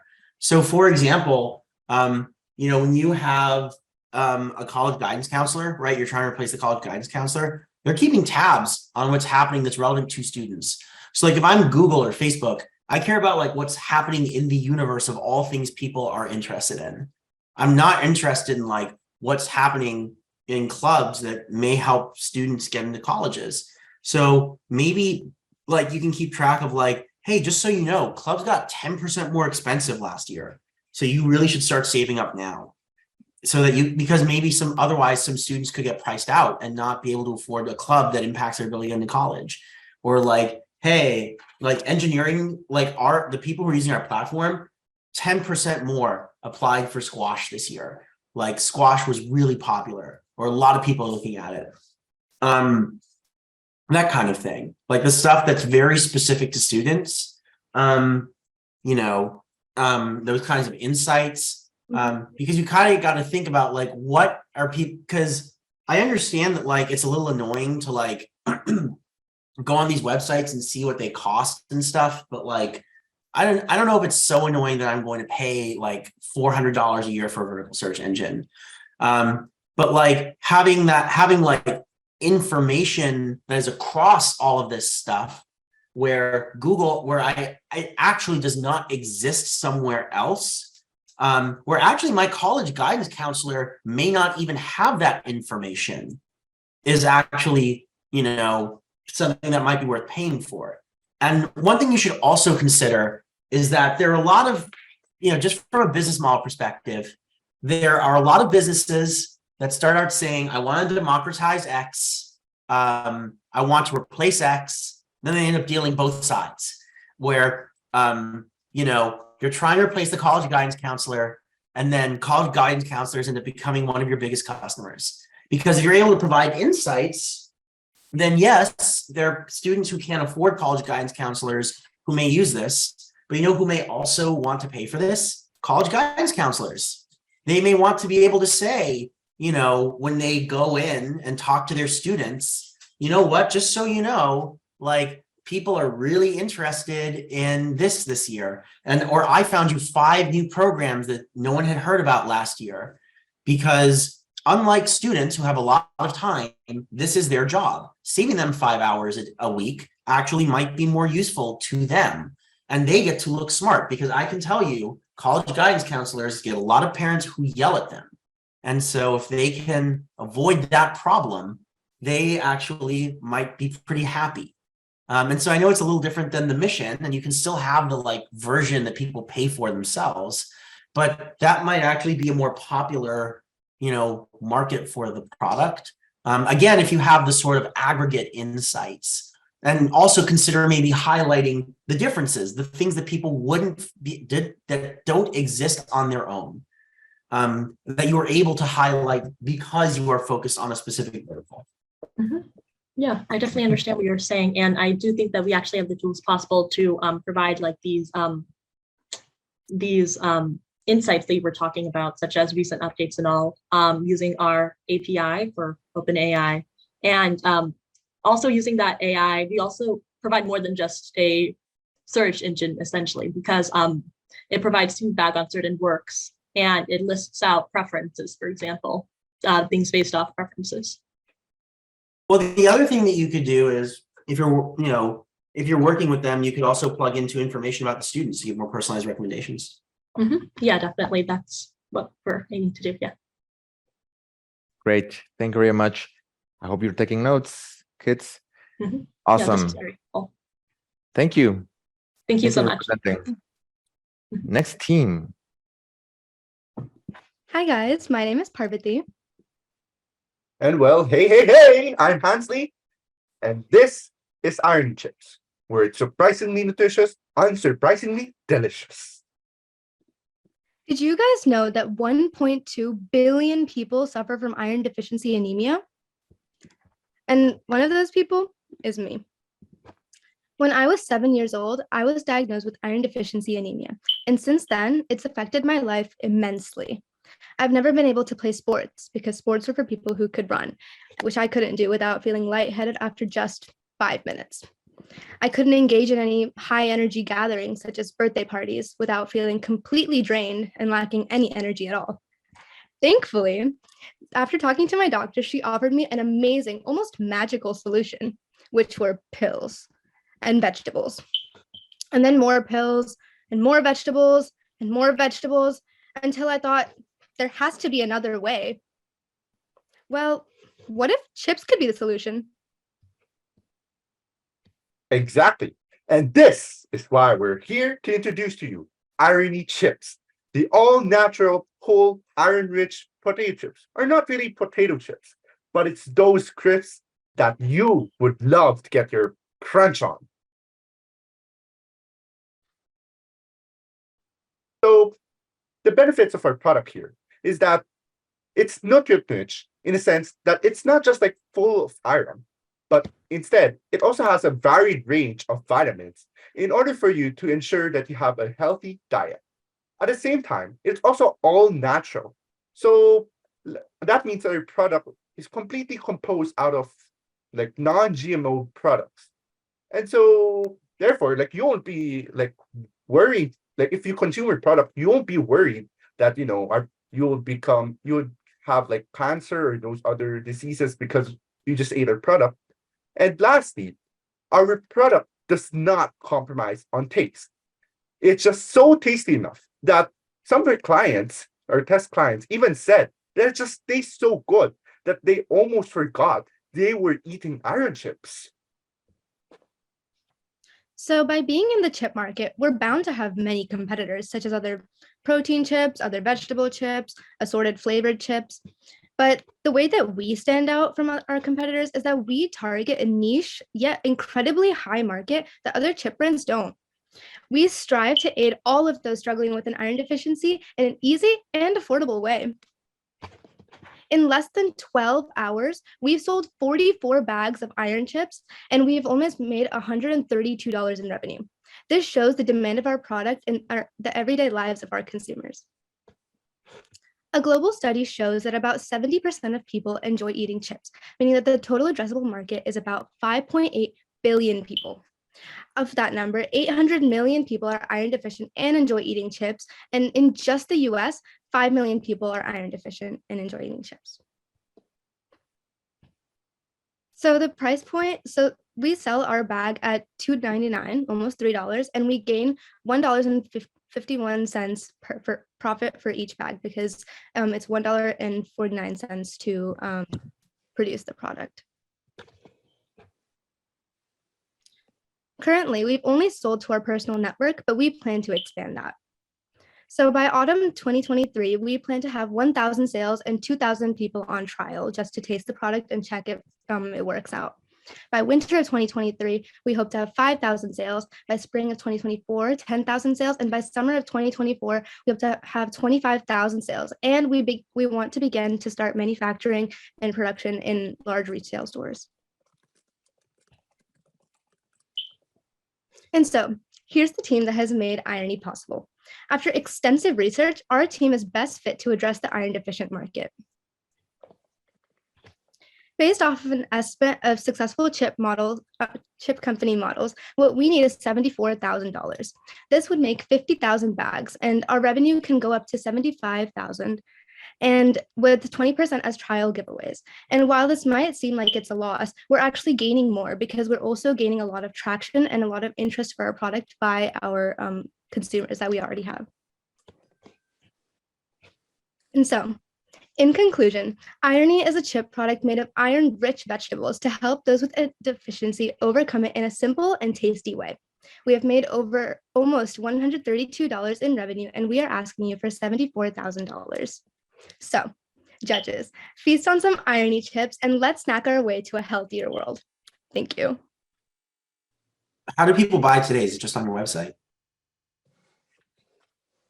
Yes, we have a website where people can purchase our product, but like the revenue that we already have collected has been through our personal network and selling to people that have been in our area. So I'm sorry, continue. So I mean, is this like you set up a stand or like went to a store? Like, so what we have already done is that we have reached out to our personal networks, such as family, friends, and all of that. I know that Masuma went to her local gym and she sold some there. And we also on our website have pre-orders listed on there. And so a lot of our sales have come from pre-orders and people who have already tested our product. so why would someone want this? If you have iron deficiency anemia, you are taking iron supplements, possibly vitamin C. You know, you are like getting some kind of treatment. So what's the benefit of having an additional iron chip? Okay, so in addition to taking iron supplements, people who are iron deficient need a source of dietary iron, and oftentimes the solution for that is just plain vegetables. And vegetables are not always the most tasty, especially to kids who are younger. And I know that Parvati has experienced issues with anemia in the past, and she does not particularly enjoy eating large amounts of vegetables every day. So this is kind of an alternative solution that's really tasty and it's accessible, and you can have it on the go versus having to sit down and spend time preparing vegetables. So sorry, just want to kind of go in on that point a little bit. I pulled up Mayo Clinic just to learn a little bit more about iron deficiency and was also curious about what other natural sources there are. And it looks like there are a lot of iron-rich foods. So, you know, it's not just vegetables, but, you know, red meat, pork, poultry, seafood, beans, dried fruit, raisins, apricot, iron-fortified cereals, bread, pastas, peas. So I guess I'm also just curious, right, with all of these options for different ways to get iron, you know, through natural foods, supplement, and other snacks, like why a chip versus these other options? And I guess what research have you done into that as well? Well, like a lot of meats and stuff like that, those are not really like on the go type of grab type of snack that you can bring. And I feel like a lot of the other options are not the most satisfying for those who are like picky eaters and stuff like that. And I feel like chips is something that can be consumed by like almost everyone, something that everyone has in their house, something that everyone can grab on the go, you know. I feel like it's a more like accessible product that people can eat from. And also And our additionally, chips, okay. our And chips additionally, so if you're like a vegetarian, you can't have the meat. And then also our chips, sorry, I lost my train of thought, but yeah, continue, Hensley. Oh, I guess a follow-up question. I'm curious to know a little bit about your distribution strategy. You kind of showed us your next steps with, you know, 1,000 sale. I guess there are two questions. One, just want to generally hear about your distribution strategy to get to kind of in-store production, but also just kind of curious. I saw the number of 1,000 sales and 2,000 trials. Is there a specific conversion rate for the trials, or, you know, why are so many trials necessary? Just hoping you could break that down for me a little bit. I think that our distribution strategy is kind of, or I'll answer the first part if somebody else wants to answer the second part of the question. Our distribution strategy is to not only sell online, but also kind of go to the smaller, like more healthy grocery stores. I know there are a bunch in my town that are like not chains, and they're very much so like they focus on health, and like other pharmacies and stuff like that, and kind of targeting it as marketing it as a health product, you know, and going to those smaller stores and getting them to be sold there, as well as just online, and like getting our product to be bought online through like our network and then other people who we market it to. And then sorry, follow up. So I think I've heard a lot about, right, like, you know, the reason you picked a chip is for people who don't necessarily want to eat vegetables, but then I'm hearing about putting the chip in health starters. Is your chip, besides adding iron to the chip, is the chip significantly healthier versus other potato chips? Yeah, Yes, our chip because is first we- gluten-free. Oh, sorry, I couldn't hear the answer. Our chip is gluten-free too. So, and then it's also made with vegetables and it doesn't have any preservatives, like unlike other chips too.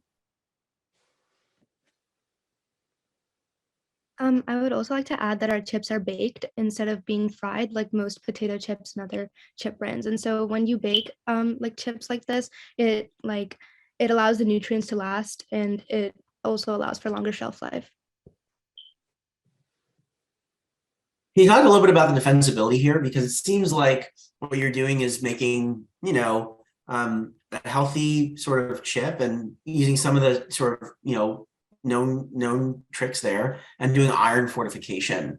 And one of the challenges with a lot of these healthy brands is that, you know, the big food companies, they have these big labs and they have tested like every single way to do every single thing to one of their products. Like they know how to do everything. Like if they wanted to make a chip that had like 20x the iron content, they could. Right? The reason they don't is because they've chosen not to.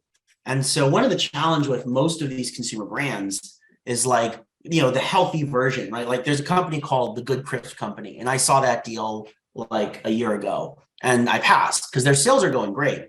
But the problem is that like, you know, Pringles knows how to make a version of Pringles that has half the calories. The problem is that they'll come out with a Pringles Light in 2 years and people like Pringles. And so eventually the Good Crisp Company will exist. It's just they're going to go like this. And then eventually, like this company that was raising at like 50 and then is going to raise at 200 is going to get acquired for like, you know, 40. And, you know, it's not going to be great for some of those investors. And so the question, but obviously it's different if there's some level of defensibility, right? Some kind of distribution, something that's very different about the way you make your product. So like Pop Chips is an example of a product that actually created something new. And so it was different. And so even though competitors came around, it's still actually the new different one. And so you know, it's got a truly differentiated brand. So what's the actual defensibility here?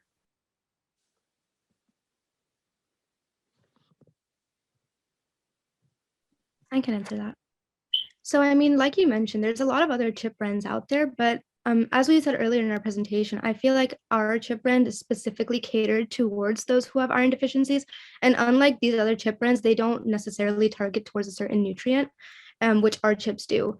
And because like the iron deficient market is so big, like there are so many people in the world that have iron deficiencies, I think that it's a pretty big market to cater to. And, you know, with our chips that are, you know, healthy in ways that most chips aren't, like even most chips brands that are claiming to be healthy and everything, they're not made with the same vitamins that we are. They're not made with the same ingredients that we are. And I think that that just sets us apart from them. If that answers your question.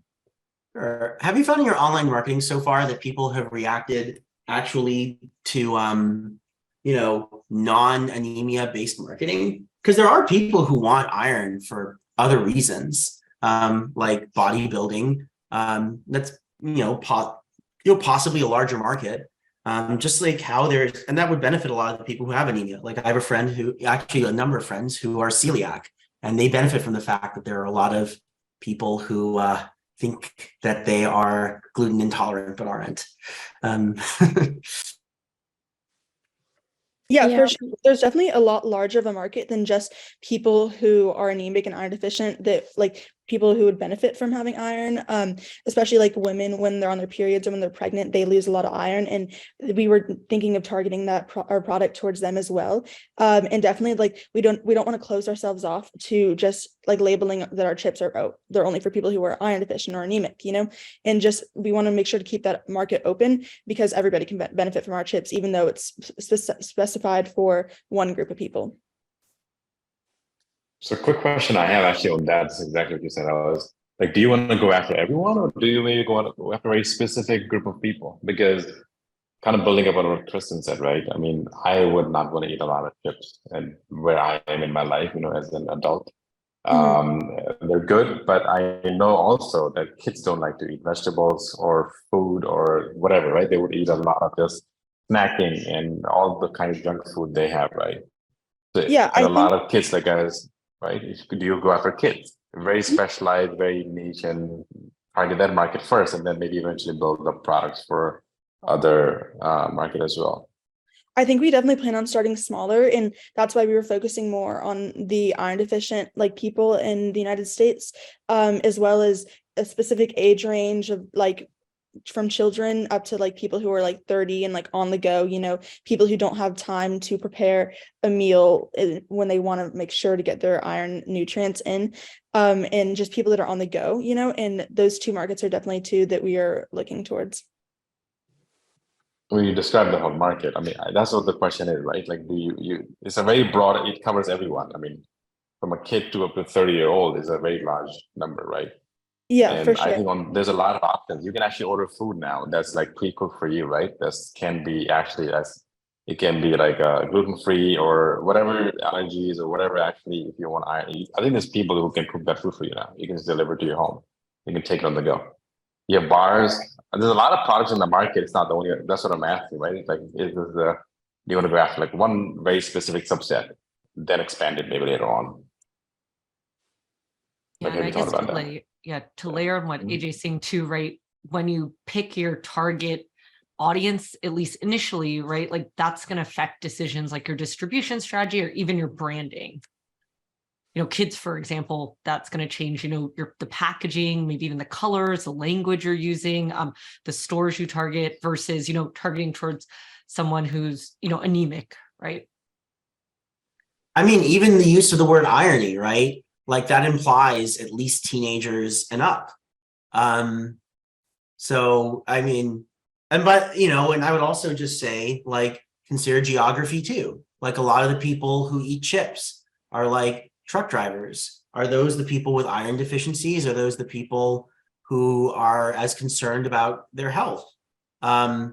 So those are, are they the people who are eating plantain chips? And so maybe it should be an iron fortified plantain chip. I'm not saying like necessarily should do niche on niche. I'm just making the point that, you want to, when you're launching a consumer product, there's this concept of jobs to be done. So like if you have a milkshake, right? Like there's this example, this famous story of this guy who was doing research for a large milkshake chain, and he found that a majority of the milkshakes were actually being sold during a certain hour. And so he interviewed, and surprisingly, it was actually the morning. And it turned out that it was because it was actually truck drivers, and they just needed something to like occupy them. And so they put in more crunchy M&Ms so that they could chew them, and then their sales went up like 50%. And so in a similar fashion here, like I would sort of think about like, what is the job that's being done here? Who is it for? The who is super important for that, because it may turn out that I get the idea that it's like an on-the-go thing. It's for people who are like, who need dietary stuff and are sick of the same thing they're having over and over to get their dietary iron, or either because they're doing it for a health reason like anemia, or something like, more cosmetic like bodybuilding. I get it. But like, who are those people? Do they want the same thing? Are there other things they're eating where maybe it could be iron fortified? Maybe what Irony Foods does is you actually have a plan to have like a series of iron fortified foods, and chips is like one of a few. I would also just add, in terms of distribution, like one of the biggest issues that I saw with what was there is the distribution strategy. That is way not aggressive enough. That is not going to work. It is so like CPG right now is like cutthroat. DTC does not work as standalone anymore. Online, the retailers are way more concentrated than they used to be, but they all, and so they're more essential, but they also want to see more proof points before you'll actually come in. They take fewer risks on unknown brands than they used to. So obviously if you know someone, that's great. I don't know, maybe you have like a parent who like works at Whole Foods, but if you don't, or Erewhon, but if you don't, then like, you know, they want to see some online marketing presence or TikTok. By the way, TikTok, super hot, and you are young. So, you know, if one of you has a TikTok following, start doing Irony Foods on TikTok. There's a YC founder. She does, you know, online umbilical cord blood, and half her TikTok content is just explaining pregnancy to people, not even selling her product. Just like explain iron anemia or how iron fits into fitness or whatever. And then, oh, have you heard of Irony Foods? But I try Irony Foods, not Irony Chips. But yeah, like that kind of thing, because, you know, mighty products, right? So we started with a mug. We started with Bed Bath & Beyond, an exclusive. It was a new product. It ended up being the best-selling product in its category. The Bed Bath & Beyonds of the world do not exist anymore. Bed Bath & Beyond, as you probably know, went bankrupt recently. There are like 3 companies now, Walmart, Target, and yeah, what's the third one? It accounts for like almost half of the US, you know, retail, like, you know, packaged goods sales. So it's a lot more challenging than it used to be. And you really have to say, like, how am I going to get started and attention really early? How am I going to show that rapid growth? And then how am I going to use that to get into brick and mortar, or at least get those conversations going early? And I'll just say, we have a portfolio investment that we made in a men's skincare line. So it's specifically focused on men of color. And the idea is that the science is that people with skin that look like mine have different pigmentation than men whose skin look like AJ's. And so the science actually has to be different. You need different products. And so he started online. He got some press. Traditional press actually helps more than you think, at least for like, you know, SEO. But the thing is, they converted that into retail, physical retail, faster than you would think. And so they're actually in, like, you know, I think Nordstrom's, so they are going into Sephora, and like, they don't make as high of margins in that brick and mortar, but the volume is higher. And so they're actually profitable as of last year. And like during a tough fundraising environment, which I'm sure you've read about in the news, that's kept them afloat. And it's also made it so that they're able to, you know, live, and they have a more diversified revenue stream, so that if they have a tough quarter in online, brick and mortar is there. And if they have a retailer who shits out on them, well, they can just spend more on the online marketing crank and just work on that. And that's just essential for growth in this kind of thing. And it gives them more visibility, because the other thing is that there's different customers who go to different places, different times. So I would just say, like, with that plan to be way more aggressive, plan to think about how you're going to leverage these into each other. And I would also just say, because you are younger, think about how you can leverage TikTok into getting some kind of following for one or more of you, just to get some kind of numbers that you can bring to like a retailer or some online store that people will pay for. Thank you, Evan. That's some really good advice. Thank you. Yeah, that's really good advice. Thank We you. will keep that in mind. Thank you.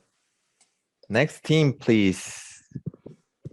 Last but not least, last team. Hi, my name is Shasta. I'm Harry. And I'm Isha. Today, we're presenting LearnFlow, an AI-backed educational platform that takes your learning goals and creates personalized study plans so you can reach your true potential. Last year during high school, I had this really great math teacher. His name was Mr. Hamilton. What made him so great was that he personalized all of his curriculums towards what I need and what my students need. So, however, when I'm learning at home, every time I try to find an online course or a textbook, I never find this amount of personalization. And not only do I not learn anything, I also get really stressed. Harry isn't the only one. 3 out of 4 high schoolers, or almost 12 million students in the US, struggle with academic stress. The current solutions available to students like me are reviewing notes, which are scattered and take a long time to organize, watching videos, which are never personalized just towards you, and doing practice problems and practice tests without any guidance. However, imagine if you had all of these solutions without their downslides, all in just one place. That is our vision, and we are LearnFlow. We solve Harry issues in 3 ways: a study plan creator, an AI tutor, and a practice problem generator. But these are just features. What do they actually do? Well, first, we want students to learn more. Students like Harry can put his notes from class and even his teacher's lesson plans so he can create study materials that follows his curriculum. Secondly, we want students to learn better by making learning more interactive through Feynman and blurting methods, not just flashcards, so kids can learn, not memorize their content. Why say it when we can show you? Here's a demo of our schedule creator. With just one sentence, LearnFlow creates personalized study plans on any topic you wish to learn. Pre-existing schedules show the current day's lesson. This schedule serves as the most crucial aspect of our website. It can be anything the student wants it to be, whether they want to learn a course that isn't found on the internet or make a course from their own uploaded notes. LearnFlow can make it happen. For our AI tutor, all you have to do is type in a question and our tutor will do the rest. It gives you the answer to your question, some solved practice problems with explanations, and some unsolved practice problems tailored just for you. We were able to get 120 users in 3 days, one of which is paying. The reason why LearnFlow will continue to grow is because its goal is to make a tutor that is compatible with every individual student. Making everything individualized is something the competition often forgets. Right now, you're looking at a graph of LearnFlow's core values.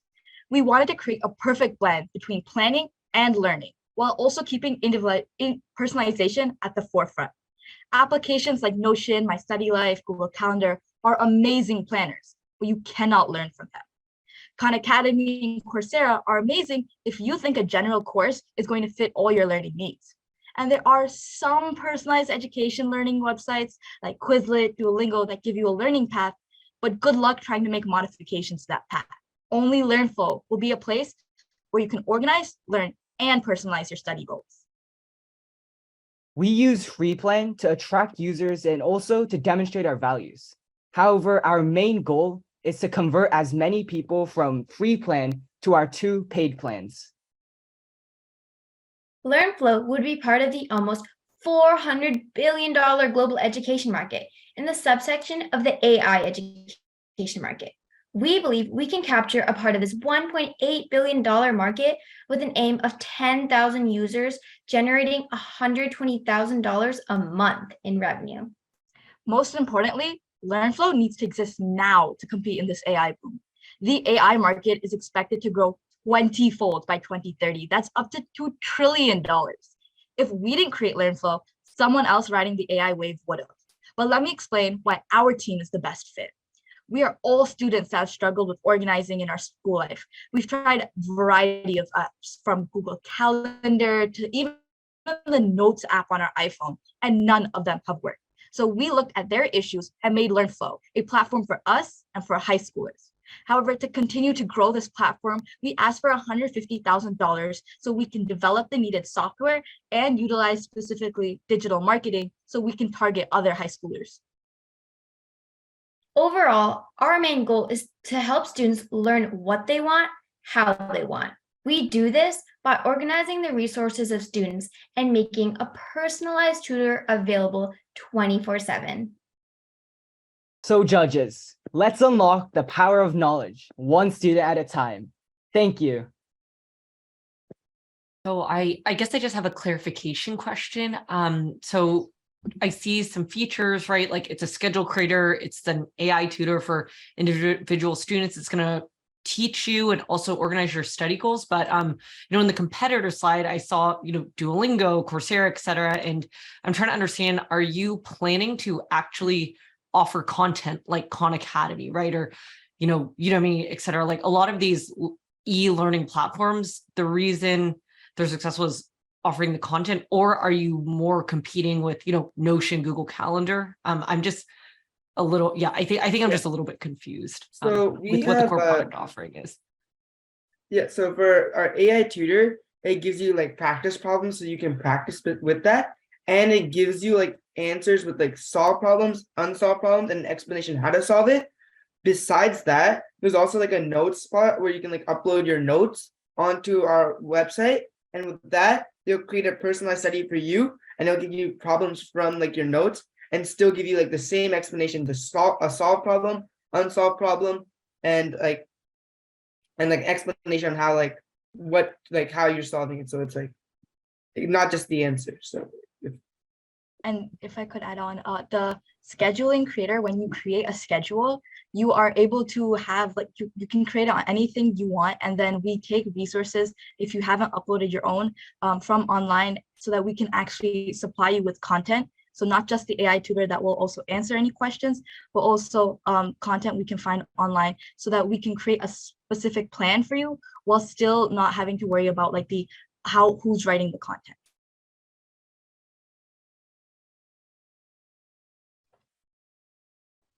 So when you have some of these really awesome new technologies, like GPT, which I assume this is what it's based off of, you have a lot of these things that are like quote unquote thin wrappers, and they make them easy to use. And a lot of these companies end up being very successful. Dropbox is a great example. It was a thin wrapper on AWS, but they have to make them easier to use in some way. So how do you make it actually easier to use GPT versus what people have access to today?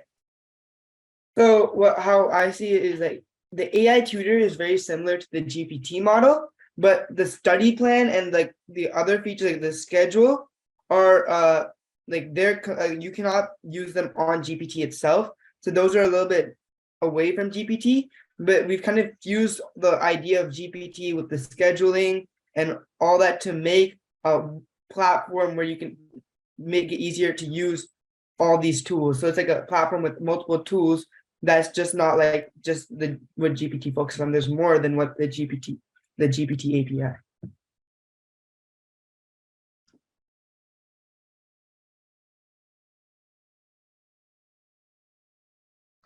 The people wants who to are go to using market. Oh, sorry, AJ first. No, go ahead. Yeah, I mean, I think it's kind of like building up whatever, right? I think it's like a wrapper, right? Anyone can build the software. I mean, AI is like the easiest thing. In the garages, I mean, you can use Zapier to build something these days, right? Using OpenAI APIs and BART and whatnot. So like, how do you acquire customers? I mean, users or even customers? How fast can you grow? So for us, we have the free model, so anyone can use it. But in the free model, there are limitations. So there's 10 problems a month. You can only have 3 schedules, right? And there's like you don't get any of like the special beta features. And the thing is, with 3 classes a month, it's very hard because normal high schoolers have up to 6 to 7 classes or maybe more. So that's where our student and scholar plan come in, where the student plan gives you 7 classes a month, and you get a weekly amount of practice problems, and you also get beta features. So if we're adding anything new, they get the beta features. And scholar plan just has unlimited. So our main way to attract them is for them to use up their free plan, so they have to move up to the student or scholar plan. But how do you grow? I mean, I get that. How do you find these people, right? Where are you acquiring these users from? So right now we're using personal network. We do hope once this, like right now, since it is summertime, it is going to be very slow for us. We were able to get some people to pay, but we're using our personal network as of right now. Maybe we're hoping that once like the school year starts, like once like the fall quarter starts, we can exponentially grow, because that's when people see value in a product, because over summertime there's not that much value in this kind of product. I mean, do you reach out to schools? Like, do you have a plan? Like, how would you grow? Like, I get that, right? Like, yeah, so that will be our plan. We are going to be reaching out to schools. Right now, it's just personal network. We've just contacted like everyone in like who we have contacts with. So right now, we're mainly located, we have like, you would split us into New Jersey section and then like the Bay Area section. So we have people in, we're basically contacting only those 2 locations as of right now. We do want to expand. So if we have like, we will use networking later on to go to tech, like different areas in like states, because right now we only have 2 locations where we're getting users from. To add on to Shrey, we also want to target like people that have people that have like backgrounds in like high achieving students. So people that have gone to conventions, people that are in like big clubs. And so we know that they will be interested in our product because they have lots of stuff to do other than school. And so they want to limit the amount of time spent. Yeah, I keep seeing a bunch of these education ones that say study plans, and like, I'm not really convinced that you're going to do a study plan that differs from your teacher because that's the one that you're graded on. One thing that I am curious about is, you know, everyone's marketing these towards the students. Why not the teachers? Like, if I'm a teacher and I have like a corpus of assignments, you know, why not like help the teacher design the study plan? Teachers do revise their study plans in real time, weekly, in response to how the students are doing. Like, they have to create problem sets.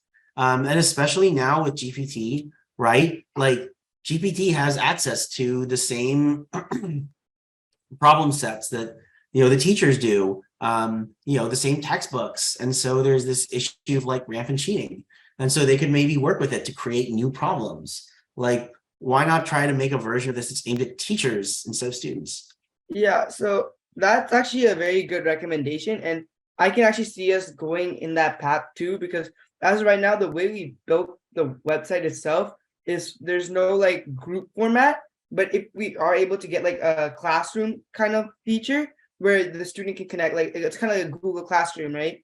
And then they're able to connect with each other. We just felt like there are already stuff like that in the market right now.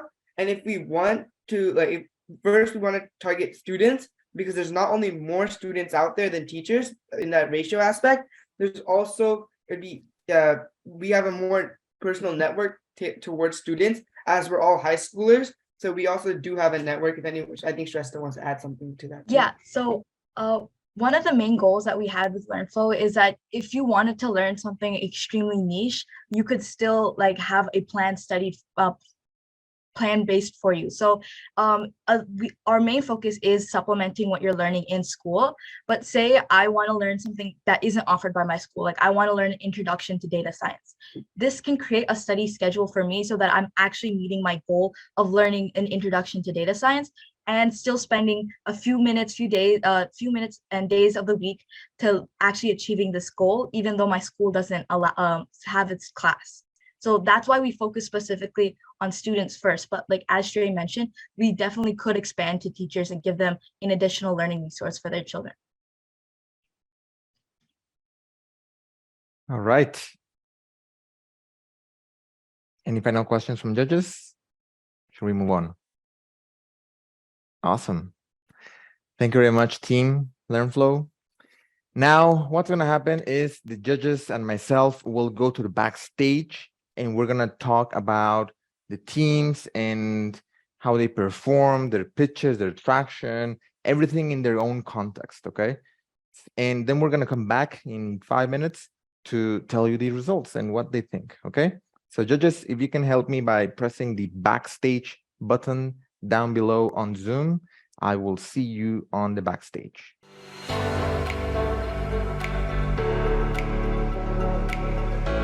We have consensus. White smoke is coming out of their Evan's house and Kristen's house. Now, Kristen is gonna announce the best pitch, and then Evan is gonna announce an honorable mention for most outstanding company, and then the most outstanding company. But before that, they're gonna give some general feedback to the group, because I think this is they want to share something from their own experience. And please take notes, because these are some of the most impressive people in Silicon Valley. So I would just like to give a few pieces of feedback. Some of them are just general about like company building, and these apply to everyone. So this is not actually like specific to any particular company. I would say a few things. Number one, I saw a lot of, I reached out to my network, and that's really good. But you should also send some cold emails. It's scary to reach out to people you don't know, but you actually have a little bit of a superpower right now, which is that you are high school students and people love helping students. And so you will learn a lot from people who you don't know. That also leads to point number two, which is you will learn a lot more from people who are actually using your product than from people who say that they might use your product. And so the wait lists that you guys all built up are awesome, and they're a great tool to show that people are interested. But I would say as you go out and do more stuff with products, try to get more people on, try to show more people are using this. You do obviously open yourself up to more risks of showing churn, but it's okay because it's more important to learn.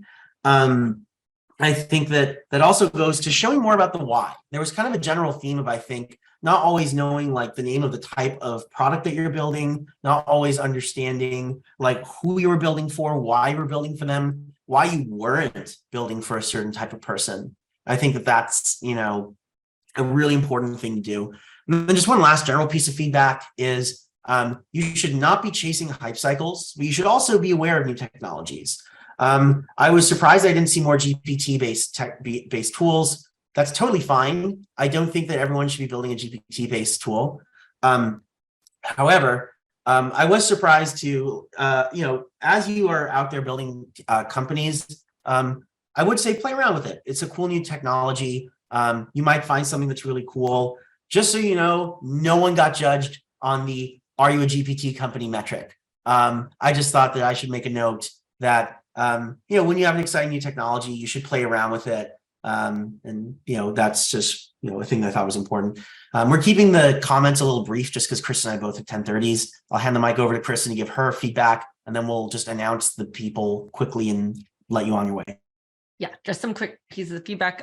Big +1 to everything Evan said. And also, I think as you're thinking about new technology, there's all these hype cycles, right? Crypto was before, and now it's AI. Like, you just want to have an opinion on it, whether or not you're using it. That's really important. I think just something that's not, just be very focused on what your core problem is, who, why, you know, you're building your initial MVPs and you're pressure testing them. So in these pitches, right, you want to hit retention, growth, monetization, help folks understand your approaches there. And I think I'll just say this quote too. I think something we saw was, you know, everyone needs to kind of narrow their audience, and it's good to start out with a really thin MVP and test it out. So one quote that I always say is, you know, if you build for everyone, you're sort of building for no one, or designing for everyone, you're designing for no one. You want to be very, very focused, especially at the beginning. And something else we saw between teams, right? You want to have that deep user research with people, you know, not necessarily in your networks, people who are using your product, but you also want to balance that with data. When they're using your product, what are they actually doing? Sometimes people will say one thing in a survey, and then when you watch them or observe them, or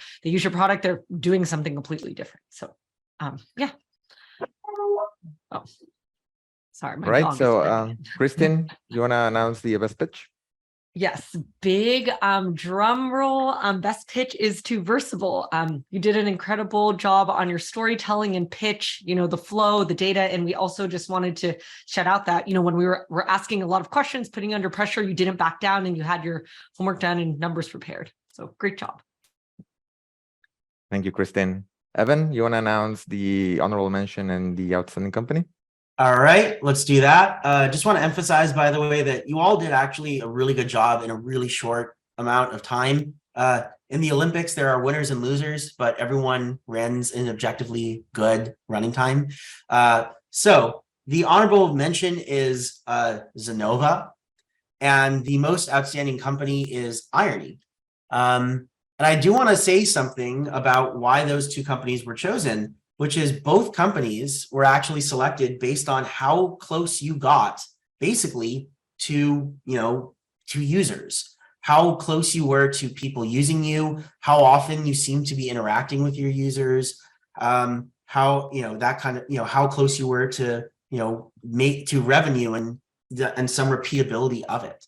That was the metric that we used. And to some extent, this depends on the time, but certainly right now in this macroeconomic environment, real companies, that is what they are being judged by. And so that is what we judge you by as well. Thank you very much, Evan and Kristen. They have to go to run their own companies, to do their own thing. Thank you very much for sharing a part of your day with us.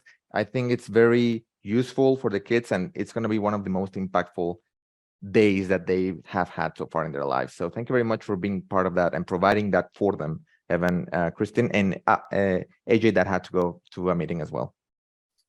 Thanks again, Stock. Goodbye, everyone. Good luck. Yeah, thanks so Thank much, you. Sadok, and really incredible work. It's so impressive to see what you've built together in, through your time at Leangap. So don't stop building and keep putting yourself out there.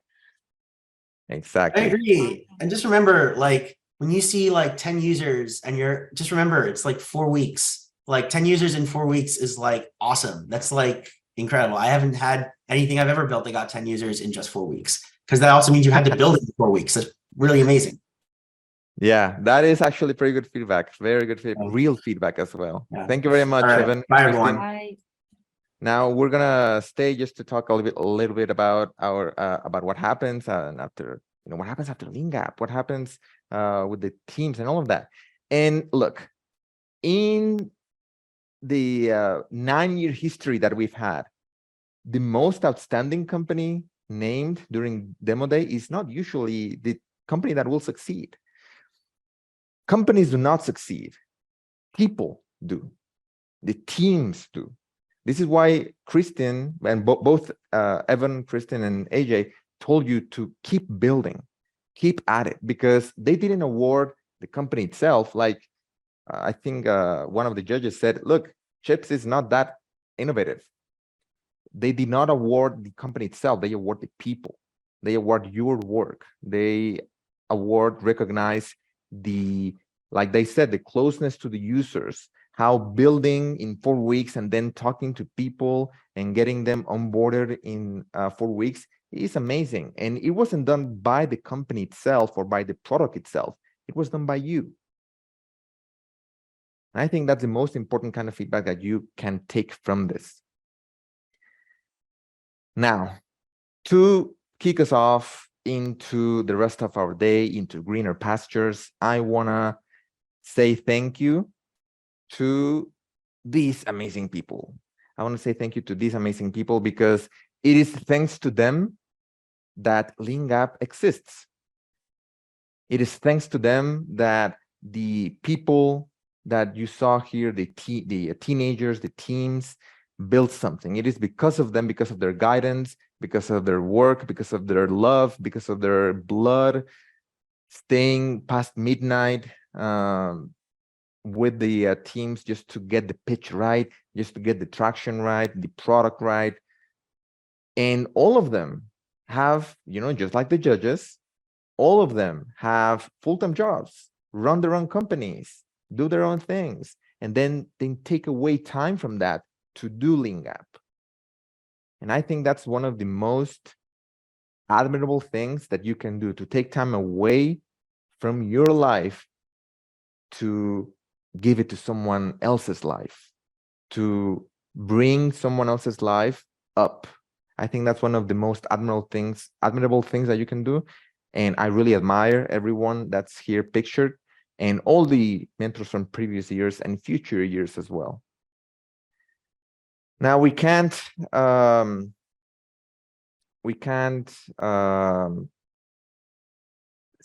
say goodbye because it's a see you soon, because the San Francisco program is literally right around the corner. It starts on Monday. And if you want to see, what happens during the program, just like you did on the online one where we posted a lot of stuff, follow our journey on Leangap. Leangap Instagram handle, the Leangap TikTok handle are all there for you to watch what's going on, to see what's going on, to see the progress, to see what they're up to. And it's just a very fun way to be part of that process with them. We can't have Leangap without all the other partners that we have as well. I think all their support was felt throughout the entire program, whether it was on the pitches, whether it was on just a single icon, whether it was on a website, whether it was on something else. Maybe they heard of Leangap because of them. And I can't say enough thank you to our partners pictured here. Last thing is, on behalf of all of us at Leangap, I want to say thank you for being part of our community. Thank you for trusting the online Leangap, not just Leangap, but thank you for trusting the online Leangap. I know that the impact that these students now have in their lives, the growth is not because it was online or in person or whatever, it's because the hard work that all of them put in the program. And we, all the mentors, we admire that as well from them. And hopefully, if there's no pandemic, a third pandemic, a third wave or fourth wave, I don't even know which wave we're in right now. Hopefully, we will see you next year when there's a new summer, a new year, a new set of ideas, and more work, more punches from reality. Thank you very much for being part of this year's demo day for the online program. You're very much invited to attend the San Francisco demo day if you're around in August 11th. And if you want to attend, just send a message to the Leangap Instagram, and then we'll guide you from there. Okay. Thank you very much. Have a nice rest of your day.